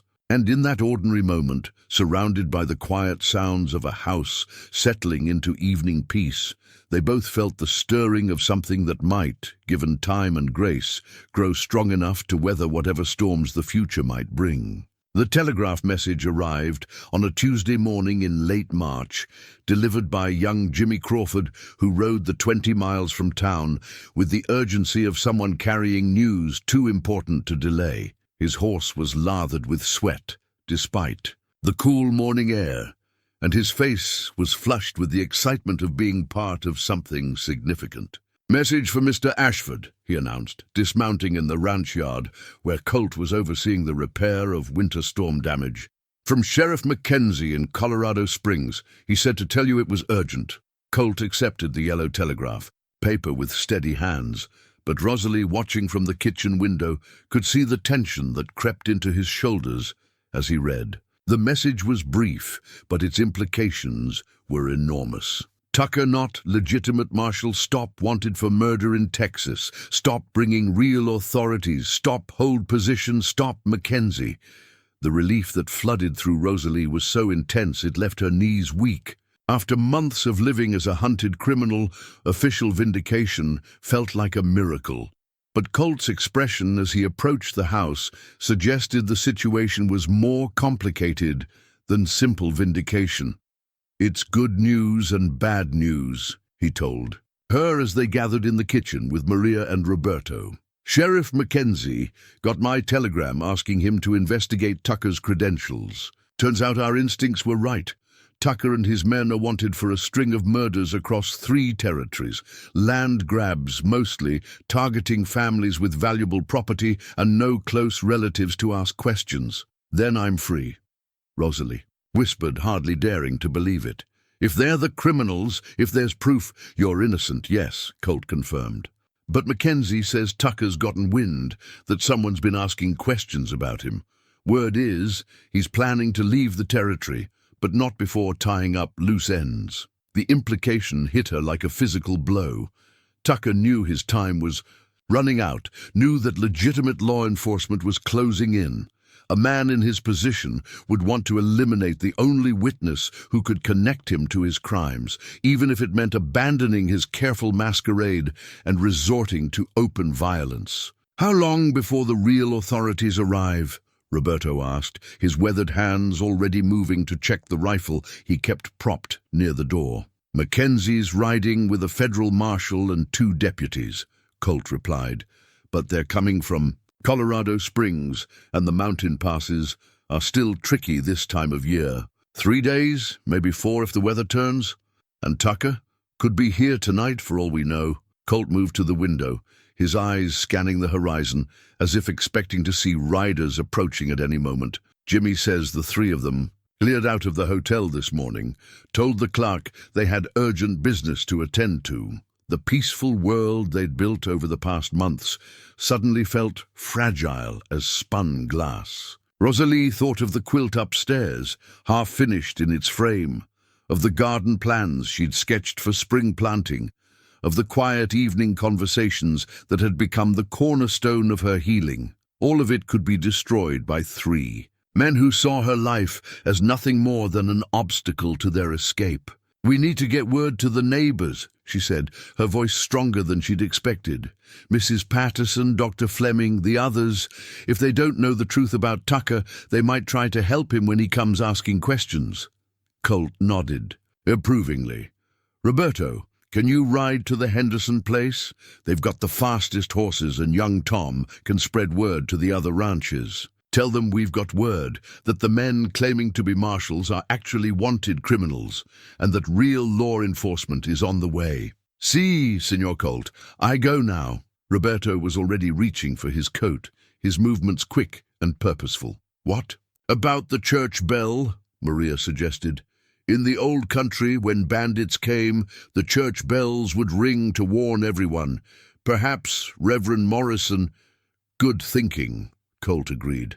"If you see the Reverend Roberto, tell him that if he hears gunfire from our direction, ring that bell long and hard. The whole valley will know something's wrong."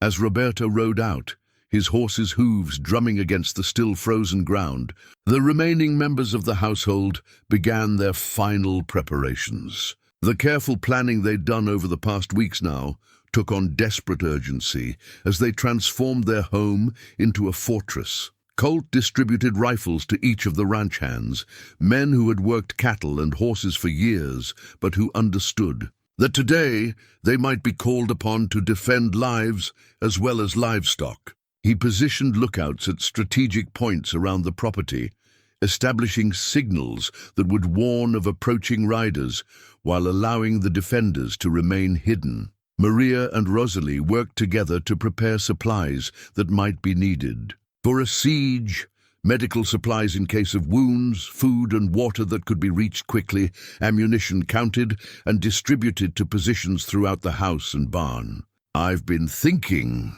Rosalie said as they worked, her voice quiet but determined. "If Tucker comes, he'll want to take me alive if possible. A dead witness can't recant testimony, but a living one can be made to confess to whatever story he wants to tell." Colt looked up sharply from the rifle he was cleaning. "What are you suggesting? That we use that to our advantage? If I'm what he wants, if I'm the bait that brings him into the open?" She met his gaze steadily, despite the fear that made her hands tremble. "Maybe we can end this once and for all." "Absolutely not." His voice carried the flat authority of a military commander facing an unacceptable proposal. "I didn't pull you out of that snow to hand you over to the men who destroyed your family. I'm not talking about surrender," she replied. "I'm talking about justice. For Thomas, for Sarah, for all the other families these men have murdered. If we can capture Tucker alive, he can be made to confess to his crimes, the real crimes, with real evidence." The logic was sound, but the risk was enormous. Using Rosalie as bait would require exposing her to the very men who had already tried to kill her once. One mistake, one moment of bad timing, and she would be lost forever. "There has to be another way," Colt said, but his tone suggested he was trying to convince himself as much as her. As the afternoon wore on, tensions stretched taut as wire around the ranch. Every sound seemed amplified. The creak of settling timbers, the lowing of cattle in the distance, the whisper of wind through the pines. The men took turns at watch, their eyes constantly scanning the approaches to the ranch for any sign of movement. When the sun began its descent toward the mountains, painting the snow-covered landscape in shades of gold and pink that should have been beautiful but felt ominous, one of the lookouts signaled from his position near the main gate. 3 riders were approaching from the east, moving at the steady pace of men who were no longer concerned with stealth or pretense. Tucker had decided that the time for masquerade was over. "Positions," Colt called quietly, and the ranch hands melted into the defensive positions they'd rehearsed. From the outside, the ranch would appear normal, peaceful, undefended. But every approach was covered, every escape route blocked. Rosalie took her position at the kitchen window, where she could see the approaching riders while remaining hidden behind the curtains Maria had carefully arranged. Her heart hammered against her ribs as she recognized Tucker's lean form in the lead. But beneath the fear was something harder, stronger, a burning desire to see justice done for the family she'd lost. The 3 men stopped at the main gate, but this time they didn't dismount or call out greetings. Tucker simply studied the ranch buildings with the calculating gaze of a predator assessing his prey. Then he spurred his horse forward, his companions following close behind. The final confrontation was beginning, and Rosalie found herself praying not for rescue, but for the strength to see it through to the end.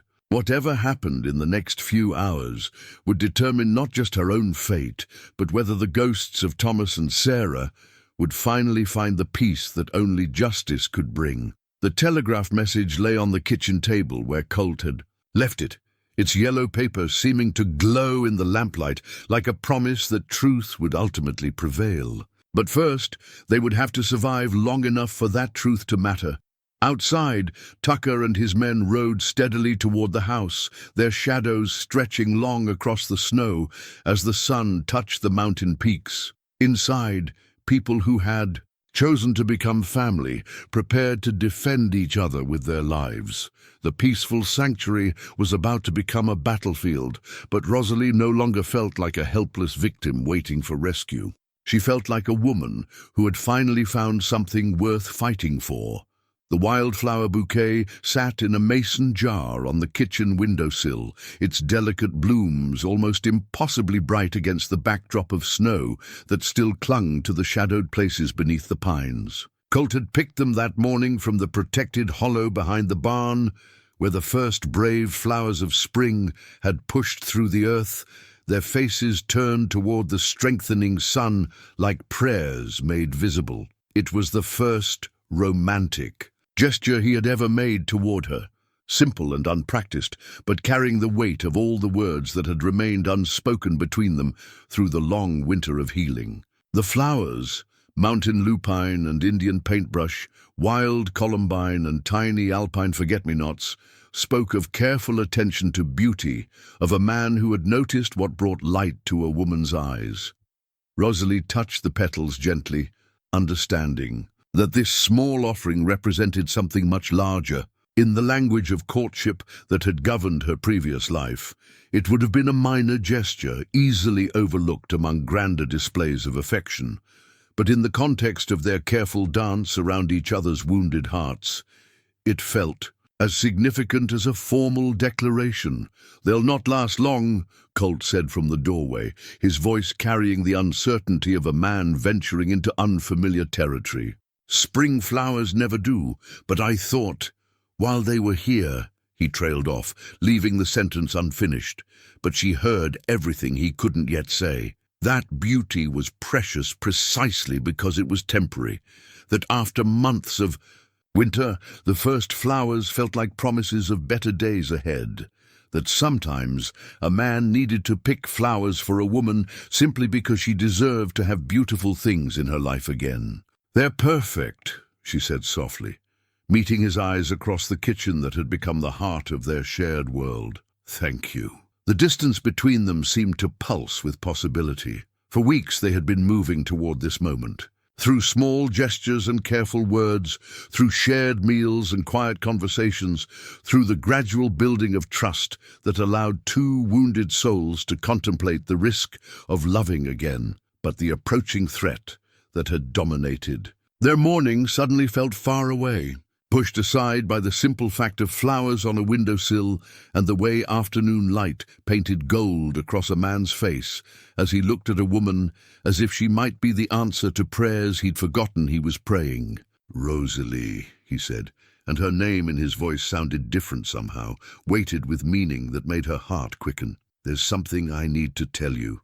Before whatever's coming arrives at our gate." She set down the dish towel she'd been holding, giving him her full attention.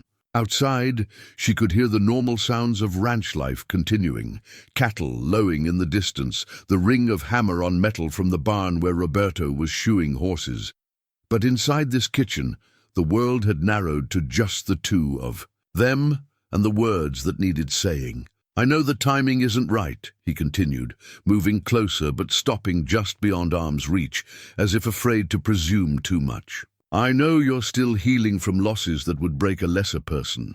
I know there are men riding toward us who want to do you harm, and I know tomorrow isn't promised to any of us." She could see him gathering his courage, this man who had faced enemy fire without flinching, but who struggled now to speak the truth of his heart. "But I also know that I've spent too many years living like a ghost in my own life, keeping everyone at a distance because I was afraid of losing them. And you, he paused, his grey eyes holding hers with steady intention. You've shown me that a person can lose everything and still find the strength to build something new. You've made this house feel like home again. Made me remember what it feels like to care about someone more than I care about protecting myself. The words hung between them like a bridge waiting to be crossed. Rosalie felt her throat tighten with emotions too complex for easy naming, gratitude and fear, and the tentative stirring of something that might, given time and safety, grow into the kind of love that could last a lifetime. Colt, she whispered, his name feeling natural on her lips for the first time since she'd known him. I'm not asking for promises, he said quickly, as if afraid she might feel pressured by his declaration. I'm not asking for anything you're not ready to give. I just needed you to know that whatever happens when those men arrive, you won't face it alone. Not because I'm honorable or dutiful or any of those things people say about me in town, but because I love you. The simple words, spoken with the quiet conviction of a man who had thought them through carefully, seemed to reshape the very air around them. Love.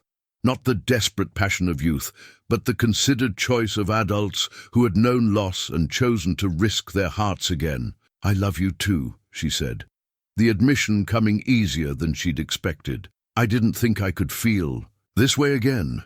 Didn't think I deserved to feel this way after failing to protect my family. But you've shown me that love isn't something we earn or lose based on what we've done. It's something we choose to give and receive, again and again, even when the world tries to convince us we don't deserve it. The space between them disappeared as he crossed the kitchen floor, his hands reaching for hers with the careful reverence of someone handling something precious. When their fingers intertwined, she felt the calluses earned through years of honest work, felt the strength that had built a ranch from wilderness and offered sanctuary to a broken stranger. If we survive what's coming, he said, his voice barely above a whisper, if we find our way through to the other side of this, will you consider making this your home, not as a guest or someone we're helping, but as the woman of this house, as my wife? The proposal was characteristically direct, without flowery speeches or grand gestures, but carrying the solid weight of a man who meant every word. Marriage. The chance to build a new family from the ashes of the old, to create something lasting and good in a world that had shown them both how quickly everything could be destroyed. Yes, she said, the word coming without hesitation despite the magnitude of what she was agreeing to. Yes, I'll marry you, Colt Ashford. I'll help you turn this house into a home. I'll stand beside you through whatever storms come, and I'll love you with everything I have left to give. When he kissed her, it was with the gentle intensity of a man who had learned to treasure what was precious, to handle love like the fragile and powerful thing it was. The kiss tasted of coffee and morning air, of promises made in the face of uncertainty and hope, chosen despite every reason for despair. They held each other in the kitchen where they had shared so many meals and quiet conversations, surrounded by the evidence of the life they had already begun building together. The wildflowers seemed to glow more brightly in their jar, as if responding to the love that had finally been spoken aloud. We should tell Maria, Rosalie said eventually, laughing softly at the practical thought that intruded on the romance of the moment. She'll want to start planning a wedding. After, Colt replied, his arms still around her, his forehead resting against hers. After we deal with Tucker and his men, after the real authorities arrive and clear your name officially, after we're sure the future we're planning will actually be possible. She nodded, understanding that love declared in the face of danger felt different from love celebrated in safety. They were making promises to each other without knowing if they would live to keep them. But perhaps that made the promises more rather than less meaningful. Outside, the afternoon was advancing toward evening, and with it the likelihood that their private moment of joy would be interrupted by the harsh realities of the world beyond the ranch gates. But for now, they stood together in the kitchen that had become their sanctuary, holding each other and the future they hoped to share. The flowers on the windowsill caught the slanting light. Their delicate faces turned toward the sun like prayers, for the chance to bloom fully before winter came again. And in the arms of the man who had saved her life and then shown her how to live it again, Rosalie felt her own face turning toward the light, her own heart opening to possibilities she had thought were lost forever. Love had found them despite everything, despite loss and trauma and the men who rode toward them carrying death and destruction. It had found them in the quiet spaces between words, in shared meals and gentle touches, in the decision to trust again despite every reason not to. Whatever came next, they would face it together. And that, she thought as Colt's hand smoothed over her hair with infinite tenderness, made all the difference in the world. The legal documents were hidden in the secret compartment of the locket with an ingenuity that spoke of desperate foresight. As Tucker and his men approached the house, Rosalie worked the tiny mechanism with trembling fingers, revealing papers folded so small they seemed impossible to read. But when she spread them carefully on the kitchen table, the faded ink told a story that changed everything. "Land grant," she whispered, her voice barely audible as she traced the official seals and signatures. Signed by the territorial governor himself, 2,000 acres of timber rights along the Arkansas River granted to Marcus Finch in 1875. Colt leaned over her shoulder, studying the documents with the sharp attention of a man who understood. The details could mean the difference between life and death. What he saw there made his jaw tighten with grim understanding. "Your father," he said. "It wasn't a question." "My maiden name was Finch," Rosalie confirmed, her finger pointing to a line that made everything clear. "When I married Thomas, I took his name, became Rosalie Miller. But these lands, this timber grant, it was my inheritance. My father died before he could claim it, and it passed to me as his only child." The magnitude of what Tucker had been, after suddenly became clear. This wasn't just about a sawmill or a house by the river. This was about one of the largest timber grants in the territory, land rights that would be worth a fortune to men who knew how to exploit them. And the only legal heir was a woman who carried the proof of her birthright in a locket around her neck. "They killed Thomas and Sarah to get to me," she said, her voice growing stronger as the pieces fell into place. "But they needed me to disappear completely, not just die, but be discredited so thoroughly that no one would ever question their claim to the land. A murderous wife who died in the fire she set would be perfect. No heirs, no questions, no one to contest their fraudulent claim." Maria crossed herself silently, understanding flooding her features as she realized the scope of the evil they were facing. "But why wait so long?" she asked. "Why not file the claim immediately after the fire?" "Because they needed time for the story to settle," Colt said, his military mind working through the strategy. "Time for people to accept that Rosalie Miller was dead. Time for the territorial records to be updated. Time for any potential witnesses to move on or forget details. Then they could emerge as the rightful claimants, complete with forged documents showing they'd purchased the rights from Marcus Finch before his death." The sound of approaching hoofbeats interrupted their urgent conference. Through the kitchen window, they could see Tucker and his men had reached the main yard, their horses stamping and snorting in the cold air. But instead of the 3 riders they'd been expecting, 5 men sat in their saddles, their faces hard with the confidence of predators who believed they held all the advantages. "They brought reinforcements," Roberto observed grimly from his position near the back door. "This is not good." But Rosalie felt something unexpected stirring in her chest. Not fear, but a cold, clean anger that burned away the last of her victims. Helplessness. For months, she'd been running from these men, hiding from their lies, letting them control the narrative of her life. Now, with the legal proof of her identity in her hands and the truth finally clear, she felt ready to face them. As the rightful heir to Marcus Finch's legacy, "They can bring a dozen men," she said quietly, carefully folding the documents and returning them to the locket's hidden compartment. "It doesn't change the fact that they're thieves and murderers, and we can prove it." Tucker's voice carried across the yard as he called toward the house, his tone stripped of any pretense of lawful authority. "Mrs. Miller, we know you're in there. Time to stop playing games and come out where we can have ourselves a conversation." The use of her married name was deliberate, Rosalie realized, an attempt to maintain the fiction that she was a fugitive from justice rather than the legal heir to valuable property. But she also heard something else in his voice, urgency, perhaps even desperation. He knew that real law enforcement was coming, knew that his time was running out. "You hear that?" she called back, her voice carrying clearly through the crisp air. "He's still calling me Mrs. Miller, still pretending he doesn't know who I really am." Tucker's reaction was immediate and telling. The confident mask slipped for just a moment, revealing the calculating killer beneath. "Don't try to confuse things with clever words, woman. You're wanted for murder, and we're here to bring you in." "I'm Rosalie Finch," she called back, her voice growing stronger with each word. "Daughter of Marcus Finch, legal heir to the timber grant you've been trying to steal, and you're Tucker Morrison, wanted for murder in 3 territories, including the murder of my husband and daughter."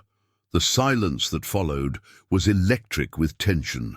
Tucker's men shifted uneasily in their saddles, perhaps beginning to understand that their leader had involved them in something far more complicated than a simple manhunt, and Tucker himself sat frozen for a long moment, clearly calculating his options. When he spoke again, all pretense had been abandoned. "Makes no difference what you call yourself or what papers you think you've got. Dead women don't inherit land, and after today, you'll be just another tragic victim of frontier violence. The territorial authorities know you're here," Colt called from beside the kitchen door, his rifle visible in his hands. "Sheriff Mackenzie and a federal marshal are riding from Colorado Springs. You've got maybe 2 days before they arrive, and when they do, every person in this valley will be able to testify to what happened here." Tucker's laugh was harsh and without humor. 2 days is plenty of time to finish our business and be across the border into New Mexico. Nobody's going to miss one more dead rancher and his lying whore." The crude words hit like a physical blow. But Rosalie felt Colt's steadying presence beside her, felt the protection of Maria and Roberto, and the ranch hands who had chosen to stand with them. She was no longer the broken woman who had stumbled through the snow with bare feet and empty hands. She was surrounded by people who loved her, armed with the truth of her identity, and facing men whose lies were finally being exposed to the light. "There's something else," she said, loud enough for Tucker and his men to hear. "Something you don't know about those timber rights." Tucker leaned forward in his saddle, his interest clearly caught despite himself. "My father was careful about legal protections," Rosalie continued, improvising now, but building on truths she hoped were solid. "The grant requires annual reports to the territorial office, signed affidavits from the legal heir. Miss even 1 year, and the rights revert to the territory for redistribution." It was a bluff, but based on what she remembered of her father's meticulous attention to legal details, and judging by the expression on Tucker's face, it was a bluff that hit home. "You're lying," he called, but his voice carried less certainty than before. "The next report is due in 6 weeks, she replied. "Only I can sign it. Kill me, and you lose everything you've worked for. Let me live, and maybe we can come to some arrangement." It was a dangerous game she was playing, but she could see it working. Tucker's men were looking at him now with questions in their eyes, wondering if their leader had led them into a trap that could cost them the fortune they'd been promised. The legal documents in her locket were real, and they proved her identity, beyond any doubt. But more than that, they represented the power of truth to stand against lies, of legal right to oppose criminal wrong. Tucker had built his scheme on the assumption that he could control the narrative, could make the world believe his version of events through violence and intimidation. But truth, once spoken clearly and supported by evidence, had a power that even killers couldn't destroy. And in the growing silence that followed her revelation, Rosalie felt the balance of power beginning to shift in ways that Tucker was only now beginning to understand. The land deed tucked in the locket's most secret compartment was written in her father's careful hand, witnessed by the territorial governor himself, and sealed with wax that still bore the impression of official authority. As Rosalie held it up to the light streaming through the kitchen window, the magnitude of what Tucker had been willing to kill for became devastatingly clear. 2,000 acres of prime timber land, she read aloud, her voice steady despite the tremor in her hands. Water rights to 3 miles of the Arkansas River, mineral rights to any deposits discovered on the property. Estimated value? She paused, the number almost too large to comprehend. $50,000. Colt let out a low whistle. In 1887, $50,000 represented more wealth than most men would see in several lifetimes. It was the kind of money that could buy silence, corrupt officials, and finance the elaborate deception Tucker had constructed around the murders of her family. "There's more," she continued, studying the fine print that had seemed unimportant when her father first explained the inheritance to her. The grant includes development rights for a railroad spur. Any company wanting to transport timber out of the mountains would need access through this land. The railroad connection changed everything. The coming of the Denver and Rio Grande Western Railroad to Colorado meant that timber previously too remote to harvest profitably could now be shipped to markets across the country. What had been valuable land when her father received the grant had become a potential fortune with the expansion of rail transportation. "That's why they needed you gone completely," Colt said, the pieces falling into place with grim clarity. "Not just dead, but discredited as a criminal whose heirs could never make a legal claim. They probably have buyers lined up, railroad interests ready to pay premium prices for guaranteed access." Through the window, they could see Tucker conferring with his men, their voices low but their gestures increasingly agitated. The revelation of Rosalie's true identity and the legal complexities it represented had clearly disrupted their simple plan of murder and theft. "He's calculating," Roberto observed from his watch position, wondering if he can still salvage the situation. But Rosalie was beginning to understand that Tucker's desperation made him more dangerous, not less. A man facing the loss of $50,000 and a lifetime in prison for murder would be willing to take enormous risks to protect his investment. "They'll try to force me to sign something," she said quietly. "Some kind of document transferring the rights to them. Make it look legal, even if it's signed under duress." "Over my dead body," Colt replied grimly. "That might be exactly what they're planning." The sound of approaching horses interrupted their urgent planning, but these riders were coming from the north, not the south, where Tucker's men waited. Roberto peered through the curtains, then broke into a relieved smile. "Riders from the Henderson place," he reported, "and behind them, more coming from town." Word had spread faster than they'd hoped. The neighbors who had welcomed Rosalie into their community with such kindness were now riding to her defense, bringing rifles and determination, and the kind of frontier justice that had built the territory. Tom Henderson led the group, his young face set with grim purpose. Behind him rode Dr. Fleming, Reverend Morrison, and half a dozen other men from town, whose faces Rosalie recognized from her careful glimpses through curtained windows. They formed a rough semicircle behind Tucker's group, effectively surrounding the would-be killers. "Tucker Morrison," Tom called out, his voice carrying the authority of righteous anger. "We got word you and your men aren't the lawmen you claim to be. Sheriff Mackenzie sent a telegram saying you're wanted for murder." Tucker's response was to reach for his gun, but the click of multiple rifles being cocked around him made him freeze with his hand halfway to his holster. "Now that would be a mistake," Dr. Fleming said calmly, his medical training having taught him to remain steady in crisis situations. "You're outnumbered 3-1, and every man here knows how to shoot. This is none of your business, Tucker snarled, but his confidence was cracking like ice in spring sunshine. This woman is a criminal wanted for— This woman is Rosalie Finch, Reverend Morrison interrupted, his voice carrying the moral authority of his calling. Daughter of Marcus Finch, legal heir to the timber grant her father received from the territorial government. We've seen the documents, and we know the truth about who the real criminals are.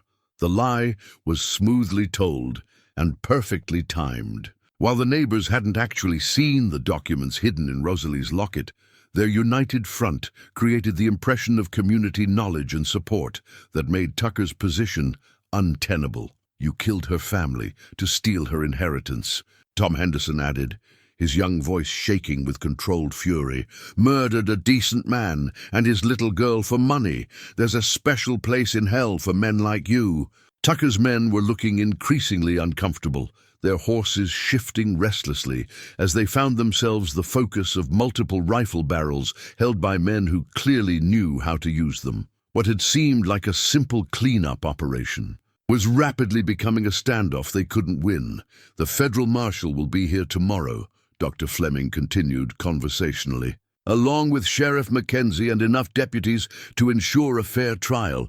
You've got two choices, Tucker. Surrender now and face justice in a courtroom, or try to fight your way out and face justice right here. Inside the house, Rosalie felt tears of gratitude blurring her vision. These people, neighbors who barely knew her, community members who had accepted her based on nothing more than Colt's word and their own generous hearts, were risking their lives to protect her. It was the kind of solidarity that built civilizations. Came from wilderness that turned collections of individuals into communities worth defending. There's something else you should know, Tucker, she called through the window, her voice carrying clearly in the cold air. I've already sent copies of the legal documents to the territorial capital. The governor's office has been notified of my father's death and my identity as his heir. Even if you kill everyone here today, the land rights can never be yours. Its book was another calculated bluff, but based on truths that gave it weight. Her father had been meticulous about legal protections, and it was entirely believable that such safeguards existed. Tucker's face went white with rage and understanding. Everything he'd worked for, all the murders he'd committed, the elaborate deception he'd maintained, all of it was collapsing around him like a house built on sand. You lying bitch, he snarled, his gun clearing its holster despite the rifles trained on him. If I can't have the land, nobody can. But the shot that rang out didn't come from Tucker's pistol. Tom Henderson's rifle spoke first, the bullet taking Tucker in the shoulder and spinning him from his saddle. The would-be killer hit the ground hard, his gun flying from nerveless fingers to land in the snow. That's for the little girl, Tom said grimly, already working the lever to chamber another round. The next one's for her father. Tucker's men, seeing their leader down and themselves hopelessly outnumbered, raised their hands in surrender. The elaborate scheme that had cost so many lives was finally over, brought down not by federal marshals or territorial authorities, but by ordinary people who had decided that enough was enough. As Colt emerged from the house to help secure the prisoners, Rosalie touched the locket at her throat and felt the weight of the documents that had proven her identity and exposed the truth.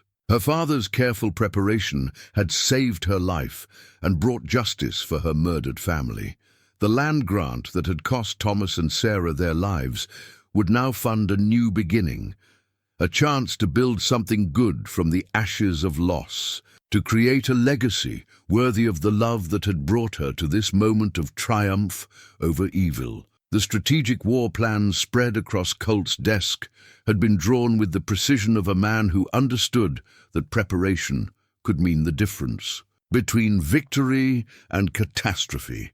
Maps of the ranch property marked with defensive positions, supply caches, and escape routes reflected years of military experience adapted to the realities of frontier warfare. As Tucker writhed in the snow with a shattered shoulder and his remaining men sat under the watchful rifles of angry neighbors, Colt realized that the immediate crisis was far from over. "He's got more men coming," Dr. Fleming reported after questioning the captured riders. "Tucker sent word to accomplices in New Mexico before he rode out here. Could be a dozen more killers on their way, and they'll be here by morning." The revelation hit the assembled defenders like a cold wind. What they'd thought was the end of the conflict was actually just the beginning. Tucker's operation had been larger and more organized than anyone had imagined. A network of criminals who specialized in land theft and murder, with resources and connections that extended far beyond 3 men with stolen badges. "How long do we have?" Colt asked, his military mind already shifting from celebration to tactical planning. 6 hours, maybe 8 if the mountain passes slow them down. Tom Henderson checked his rifle with the careful attention of someone who knew his life might depend on its reliability, but they'll be better armed than these 3, and they'll know we're expecting them. Rosalie stood at the kitchen window, watching, as the neighbors who had ridden to her rescue began to understand the magnitude of what they'd committed themselves to. Some had brought only hunting rifles and a handful of cartridges, expecting to face down 3 criminals, not fight a pitched battle against a gang of professional killers. "We need to evacuate the non-combatants," she said, turning back to the men gathered around Colt's desk. "Maria, the women from town who might have followed their husbands. They shouldn't be here when those men arrive." "I'm not leaving," Maria said firmly from the doorway. "This is my home. These are my people. If there's to be fighting, I stay and help."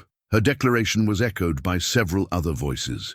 Mrs. Patterson had arrived with the second wave of defenders, bringing medical supplies and a determination that matched any of the men.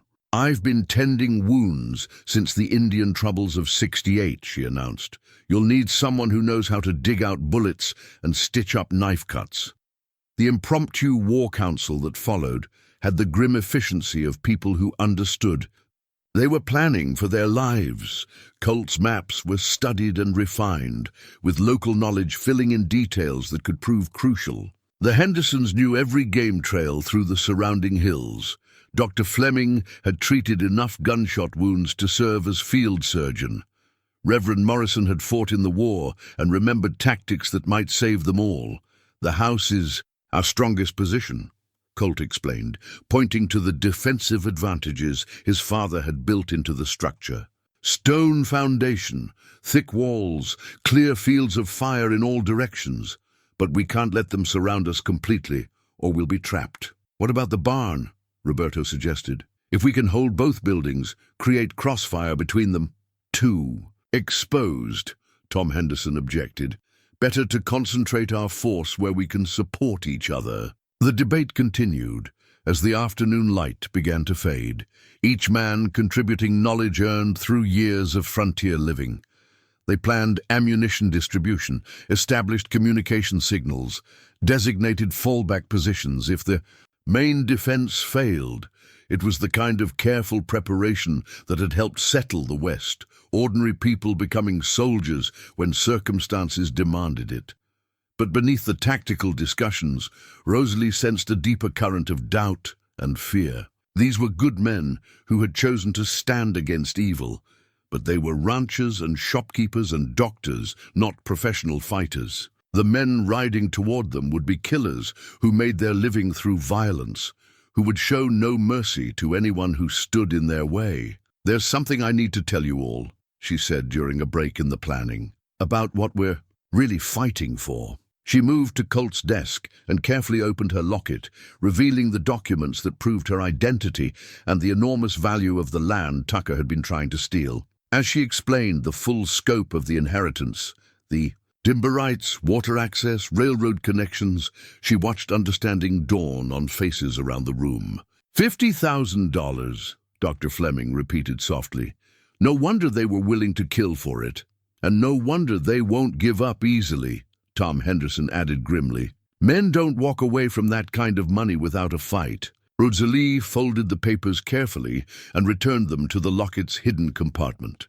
"I want you all to understand what you're risking for me. This isn't just about protecting an innocent woman anymore. This is about standing between professional killers and a fortune that could set them up for life." The silence that followed was heavy with the weight of choice. Every man in the room now knew exactly what they were facing and why. Knew that the stakes were higher than simple justice or community solidarity. It was Reverend Morrison who spoke first, his voice carrying the moral authority that had guided his congregation through decades of frontier hardships. "The amount of money doesn't change what's right," he said simply. "These men are murderers and thieves. They killed a good man and his little girl for profit. If we let them ride away with blood money, what does that say about the kind of community we want to build?" "The Reverend's right," Dr. Fleming agreed. "We don't get to choose our tests of character. They choose us. This is ours." One by one, the others nodded their agreement. They would stand and fight, not because the inheritance was valuable, but because some things were worth defending regardless of their monetary worth. Justice, community, the principle that good people should be able to live without fear of evil ones. These were the real treasures being fought for. As night fell and the final preparations were completed, Rosalie found herself alone with Colt, in the kitchen where they had shared so many quiet conversations. The wildflowers he'd picked that morning seemed to glow in the lamplight, a reminder of the love they'd declared just hours earlier. "I keep thinking about Sarah," she said softly, touching the locket that held her family's photograph. "About how excited she was when Thomas taught her to read. She had such plans for all the books she was going to read, all the stories she was going to write." Colt moved beside her, his hand covering hers with gentle strength. "She would be proud of her mother," he said. "Proud of how you've stood up. To the men who hurt your family, how you found the courage to fight back." "I'm scared," she admitted, the words coming easier now that they'd learned to trust each other with their deepest truths. "Not of dying. I've been ready for that since the night I lost them. But scared of losing this, losing you, losing the chance to build something good from all this pain." "Then we'd better make sure we win," he replied with the quiet confidence that had carried him through war and wilderness. "We'd better make sure that when the sun rises tomorrow, we're still here to see it together." Outside, the men who had chosen to stand with them checked their weapons and said their prayers, preparing for a battle that would determine not just their own fates, but the future of everything they'd worked to build. The strategic plans were complete, the positions assigned, the ammunition distributed. Now came the waiting, and with it the knowledge that morning would bring either victory or the end of everything they held dear. The signal lantern burned steady and bright in the church bell tower, its flame visible for miles across the snow-covered valley like a beacon calling good people to stand against the darkness. Reverend Morrison had volunteered to maintain the watch from the highest point in Millbrook, ready to ring the bell that would summon every able-bodied man within hearing if the battle turned against the defenders at the Ashford ranch. Dawn was still 3 hours away when the first riders appeared on the ridgeline to the south, dark shapes moving against the star-filled sky with the purposeful advance of men who had killed before and expected to kill again. From his position in the barn loft, Roberto counted them carefully, his weathered hands steady on the telescope Colt had positioned there for reconnaissance. "Doge," he called softly across the yard to the house. 12 riders, maybe more behind. The trees, the number hit the defenders like a physical blow. Even with the neighbors who had rallied to their cause, they were outnumbered almost 2 to 1 by men who made their living through violence. But there was no turning back now. No possibility of negotiation or compromise. Tucker's reinforcements had come for blood and money, and they would accept nothing less than both. Colt moved through the house with quiet efficiency, checking on each defensive position and offering the kind of steady reassurance that had made him a leader of men in war. At the kitchen window, Dr. Fleming waited with his rifle and medical bag, ready to fight or heal as circumstances demanded. In the front parlor, Tom Henderson and two other young men from town crouched behind furniture that had been repositioned to provide cover while maintaining clear shooting lanes. "Remember what we discussed," Colt told them, his voice carrying the calm authority of experience. "Don't waste ammunition on long shots. Wait until you're sure of your target, and make every bullet count. These men are professionals, but they're not invincible." Rosalie had taken position in the upstairs bedroom that offered the best view of the approach routes, her father's old hunting rifle loaded and ready. She'd insisted on being part of the defense, despite Colt's attempts to convince her to remain in the root cellar where she'd be safer.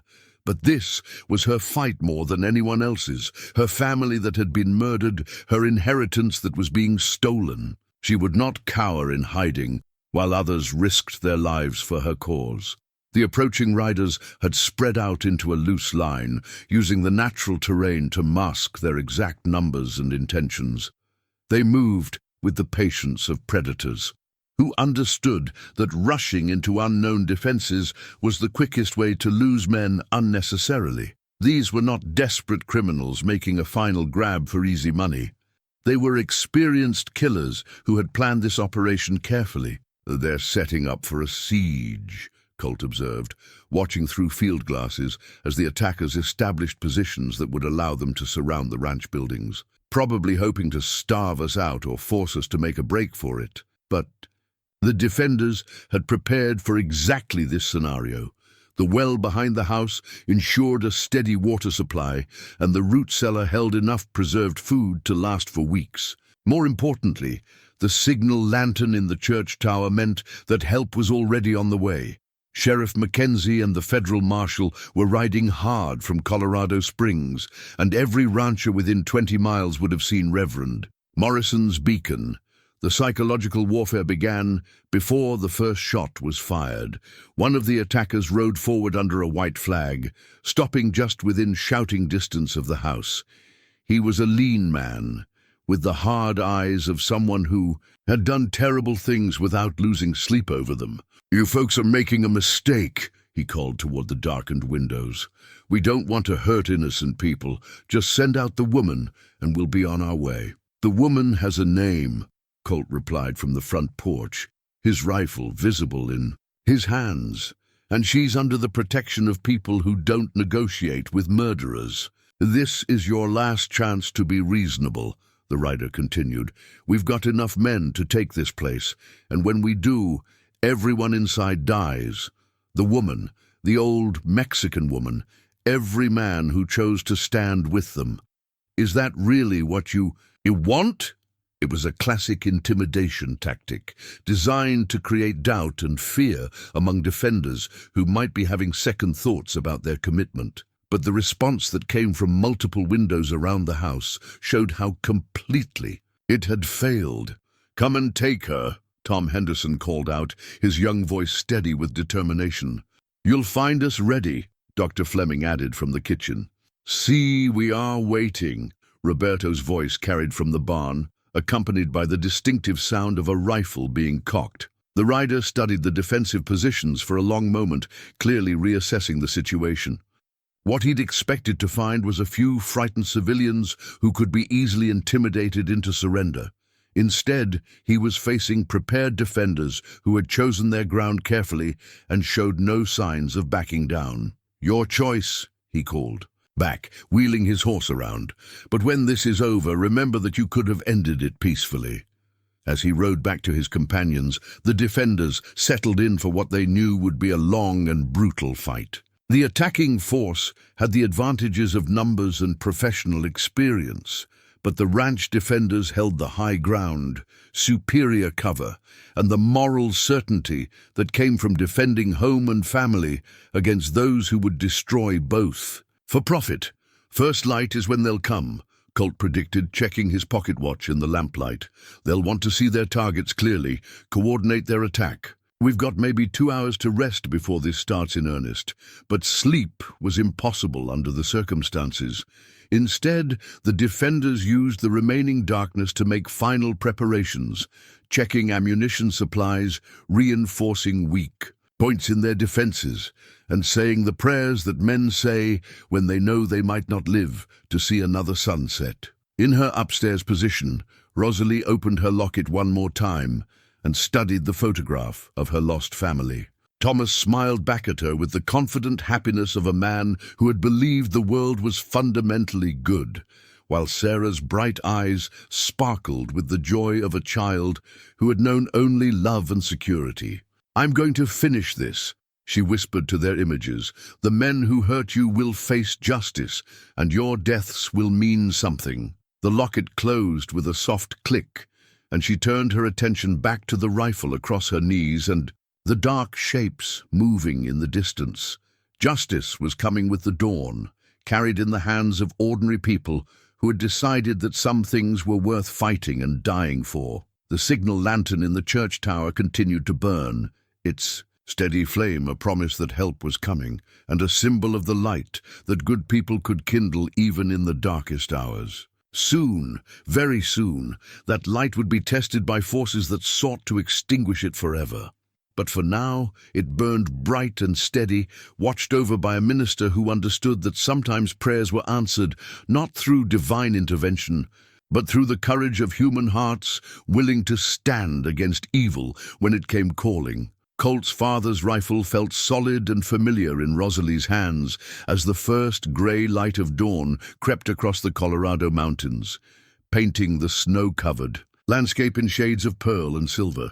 The weapon had been passed down through 3 generations of Ashford men, its walnut stock worn smooth by decades of honest use, its barrel proven reliable in the kind of moments when a man's life depended on precision and courage. Samuel Ashford had carried this rifle during the Indian troubles of the 1860s, had used it to defend his young family and the ranch he was carving from wilderness. Colt had taken it to war, had relied on its accuracy in battles whose names were written in history books, but whose true cost was measured in the nightmares that still visited him on quiet nights.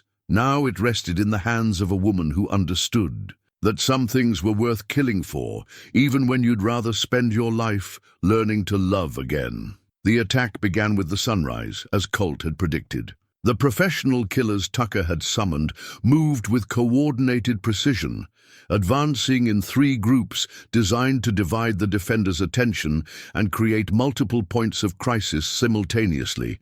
They knew their business, these men who made their living from violence and death, and they approached the ranch buildings with the patient calculation of predators who had done this many times before. Roberto's rifle spoke first from the barn loft, the sharp crack of gunfire shattering the morning silence as he targeted the lead rider in the group approaching from the east. The man tumbled from his saddle with a cry that carried clearly in the cold air, and suddenly the careful choreography of the attack dissolved into the chaos of men fighting for their lives. "Here they come!" Tom Henderson shouted from the front. Parlor, his rifle already tracking targets as riders burst from the tree line in a desperate charge designed to reach the house before the defenders could organize. Effective resistance. The sound of gunfire erupted from every window as the battle began in earnest. Dr. Fleming's steady hands served him well as he worked his rifle with the precision of someone who understood anatomy and knew exactly where to place shots for maximum effect. From the kitchen, Maria added her voice to the defense, wielding a shotgun with the grim efficiency of someone protecting her family. But it was from the upstairs bedroom that Rosalie made her presence felt most dramatically. The hunting rifle cracked with methodical precision as she worked through the approaching attackers, each shot carefully aimed and devastatingly effective. This was for Thomas, she thought, as one killer fell. This was for Sarah, as another spun from his saddle with a shattered shoulder. The attackers had expected to face frightened civilians who would break under pressure, but instead they found themselves caught in carefully coordinated crossfire. from defenders who held every advantage of position and preparation. The ranch buildings that had seemed like isolated targets proved to be mutually supporting fortresses, their windows and doors positioned to create killing fields that channeled attackers into carefully prepared zones of death. "They're pulling back," Tom Henderson called out as the first assault wave retreated, leaving 3 bodies in the snow and carrying 2 wounded men who might not survive to see another sunset. But Colt knew this was only the beginning. Professional killers didn't abandon profitable operations because of initial setbacks. They adapted their tactics and tried again, usually with methods that were more brutal and desperate than their first attempts. "Check your ammunition," he called to the other defenders. "This was just a probe. They'll be back with something worse." The second assault came from an unexpected direction. While half the attacking force engaged the front defenses with renewed gunfire, the other half had circled around to approach the barn from the blind spot Roberto couldn't cover from his loft position. It was a classic military maneuver, designed to force the defenders to split their attention and thin their defensive fire, but Colt had anticipated this possibility.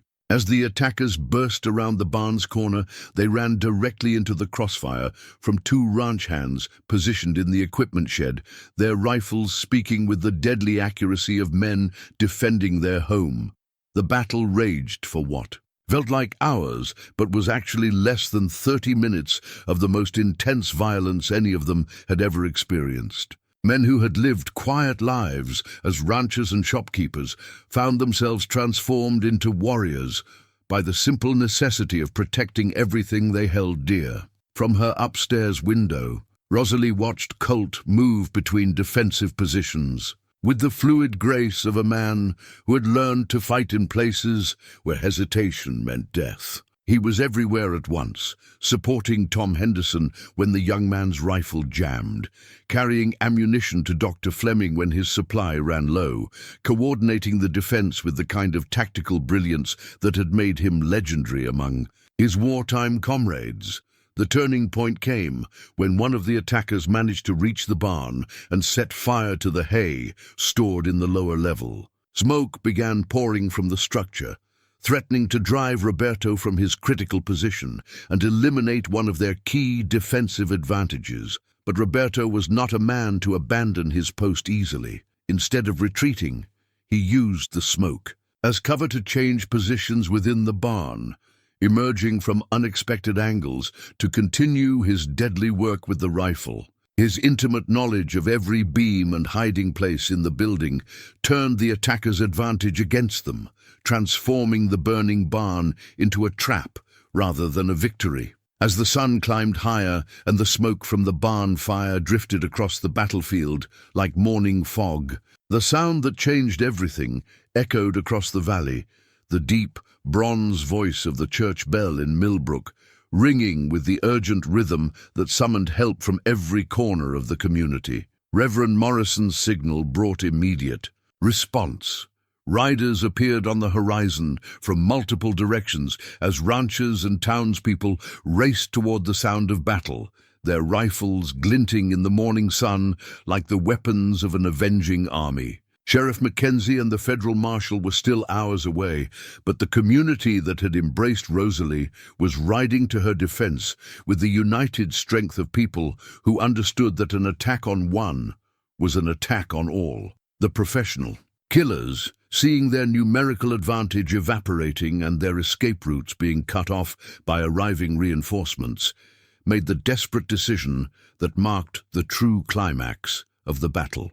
Their leader, a scarred man with dead eyes who had killed for money in 3 territories, gathered his remaining men for a final suicidal assault designed to reach Rosalie before the arriving help could organize effective resistance. "They're coming for the house!" Colt shouted, recognizing the desperation in their attack formation. "Everything you've got, right now!" The final moments of the battle were decided not by tactics or superior numbers, but by the kind of individual courage that defined the best of the American frontier.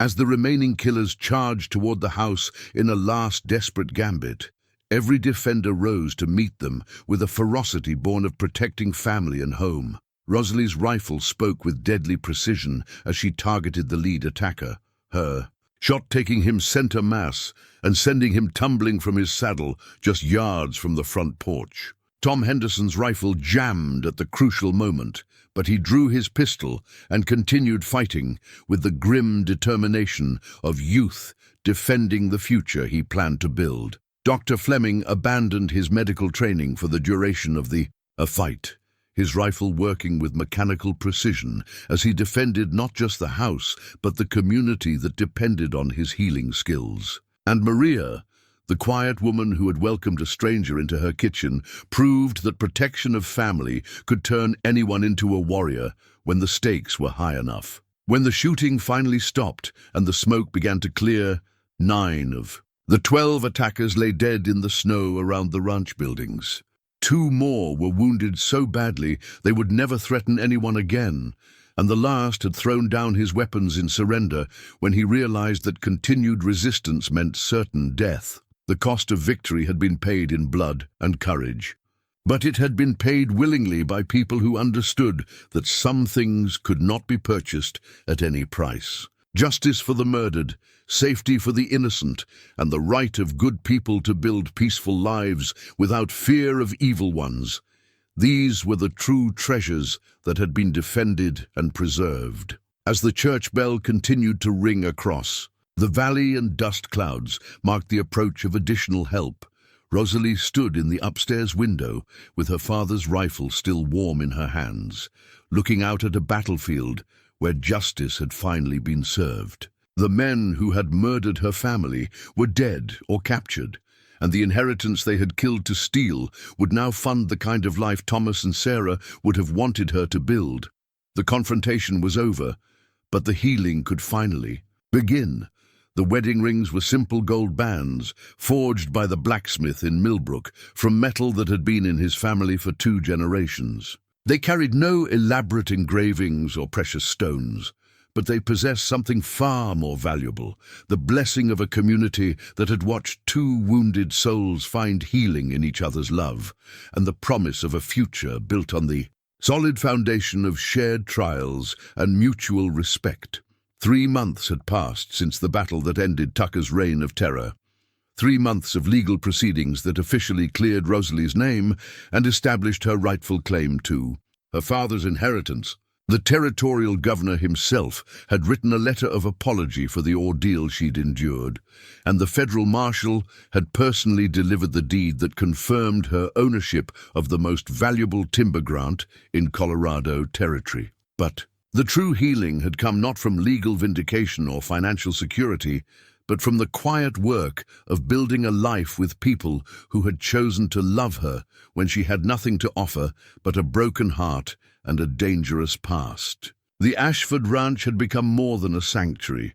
It had become home in the deepest sense of the word, a place where past sorrows could be honored without being allowed to poison future joys. The wedding ceremony took place in the great room of the ranch house, with Reverend Morrison officiating, and the entire community gathered to witness the union of 2 people who had found each other across the vast landscape of loss and loneliness. Maria had spent weeks preparing, her joy in the event evident in every carefully planned detail, from the flowers adorning the mantelpiece to the feast that would follow the ceremony. Rosalie wore a dress of ivory silk that Mrs. Patterson and the other ladies of Millbrook had sewn together in the spirit of frontier cooperation that had sustained their community through countless challenges. It was simple but elegant, its clean lines speaking of new beginnings rather than elaborate pretense. At her throat, she wore the silver locket that had carried her through the darkest period of her life,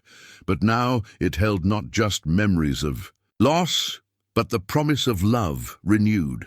Colt stood beside her in his finest suit, his grey eyes holding the quiet happiness of a man who had never expected to find such contentment. The war medals he'd earned through courage and sacrifice remained locked in his desk drawer, but the real measure of his character was evident in the way he looked at his bride, with the tender protection of someone who understood how precious and fragile love could be. Dearly beloved, Reverend Morrison began, his voice carrying the warm authority of someone who had witnessed the full arc of their journey from strangers to family. We are gathered here today to celebrate not just the union of two hearts, but the triumph of hope over despair, of love over loss, of the human spirit's capacity to heal and grow stronger through adversity. The words seemed to encompass more than just the couple standing before him. They spoke to everyone in the room who had participated in the long process of healing that had brought them all to this moment. Tom Henderson, who had found courage he didn't know he possessed. Dr. Fleming, who had learned that sometimes healing required fighting before it could begin. Roberto and Maria, who had discovered that family could be chosen as well as born. When the time came for vows, Colt spoke first, his voice steady and sure despite the emotion that roughened its edges. Rosalie, I promise to love you not in spite of the sorrows you've known, but because those sorrows have shaped you into the woman of courage and grace who stands before me today. I promise to honor the memory of those you've lost by helping you build a life worthy of their love.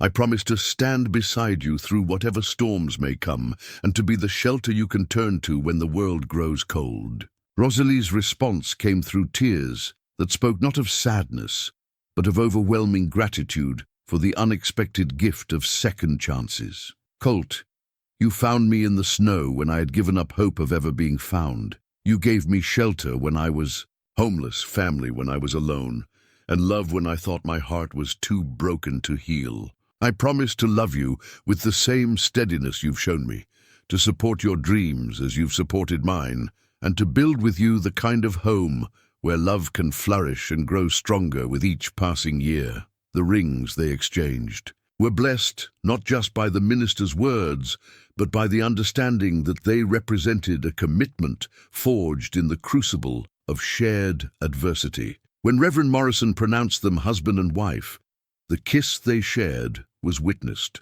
by people who had risked their lives to make this moment possible. The celebration that followed reflected the character of the community that had embraced them, generous, joyful, and grounded in the simple pleasures that made frontier life worth living. Maria's feast featured dishes that drew from her Mexican heritage and the ranch's abundant resources, while Roberto's guitar provided music that spoke of distant places and eternal longings fulfilled. As evening approached and the guests began the journey back to their own homes and families, Colt and Rosalie found themselves alone in the kitchen where so much of their courtship had unfolded. The wildflowers he'd picked months earlier had long since faded, but new blooms from their spring garden filled mason jars throughout the house, evidence of the life they were cultivating together. The quilt is finished, Rosalie told him, gesturing toward the parlor where the completed wedding ring pattern hung displayed like a work of art. All those months of work, all those tiny stitches, and now it's ready to keep us warm for the rest of our lives.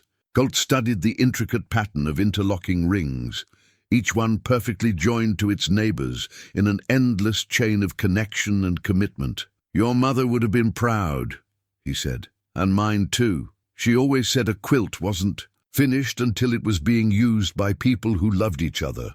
The timber rights that had cost so many lives would now fund the expansion of the ranch and the building of a sawmill that would employ half the men in the valley. But more importantly, they would create a legacy of responsible stewardship that honored the memory of Marcus Finch and the family who had died protecting what he'd worked to build. I've been thinking about names, Rosalie said quietly, her hand moving to rest over her still flat belly where new life was already beginning to grow. If it's a girl, I'd like to call her Sarah after my daughter, and if it's a boy, Thomas, Colt finished, understanding immediately. It's perfect. They should be remembered, honored by the children who will carry their names into the future. As they sat together in the kitchen that had become the heart of their shared world, watching the last light of their wedding day fade over the mountains that had sheltered their love, both understood that this was not really an ending,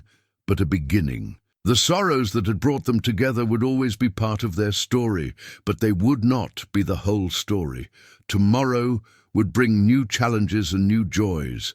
The ordinary work of building a life together and raising children who would know they were loved and safe. There would be cattle to tend and crops to plant, neighbors to help, and community celebrations to share.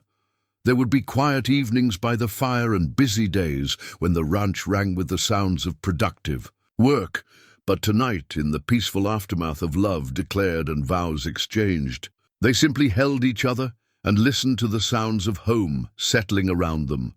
The whisper of wind through the pines, the gentle movement of horses in the barn, the distant call of night birds welcoming the darkness. The wooden cross that had travelled with Rosalie through her darkest hours now sat on the mantelpiece beside their wedding photograph, no longer a question mark, but an exclamation point of faith restored and hope fulfilled. And in the silver locket that would always rest close to her heart, new photographs joined the old, images of joy and celebration that proved love could triumph over loss, that broken hearts could heal stronger than before. The story that had begun with a woman stumbling through snow with bare feet and empty hands had become the story of a family built on love and strengthened by community, of a future bright with possibility and grounded in the unshakable knowledge that some bonds cannot be broken by time or trial.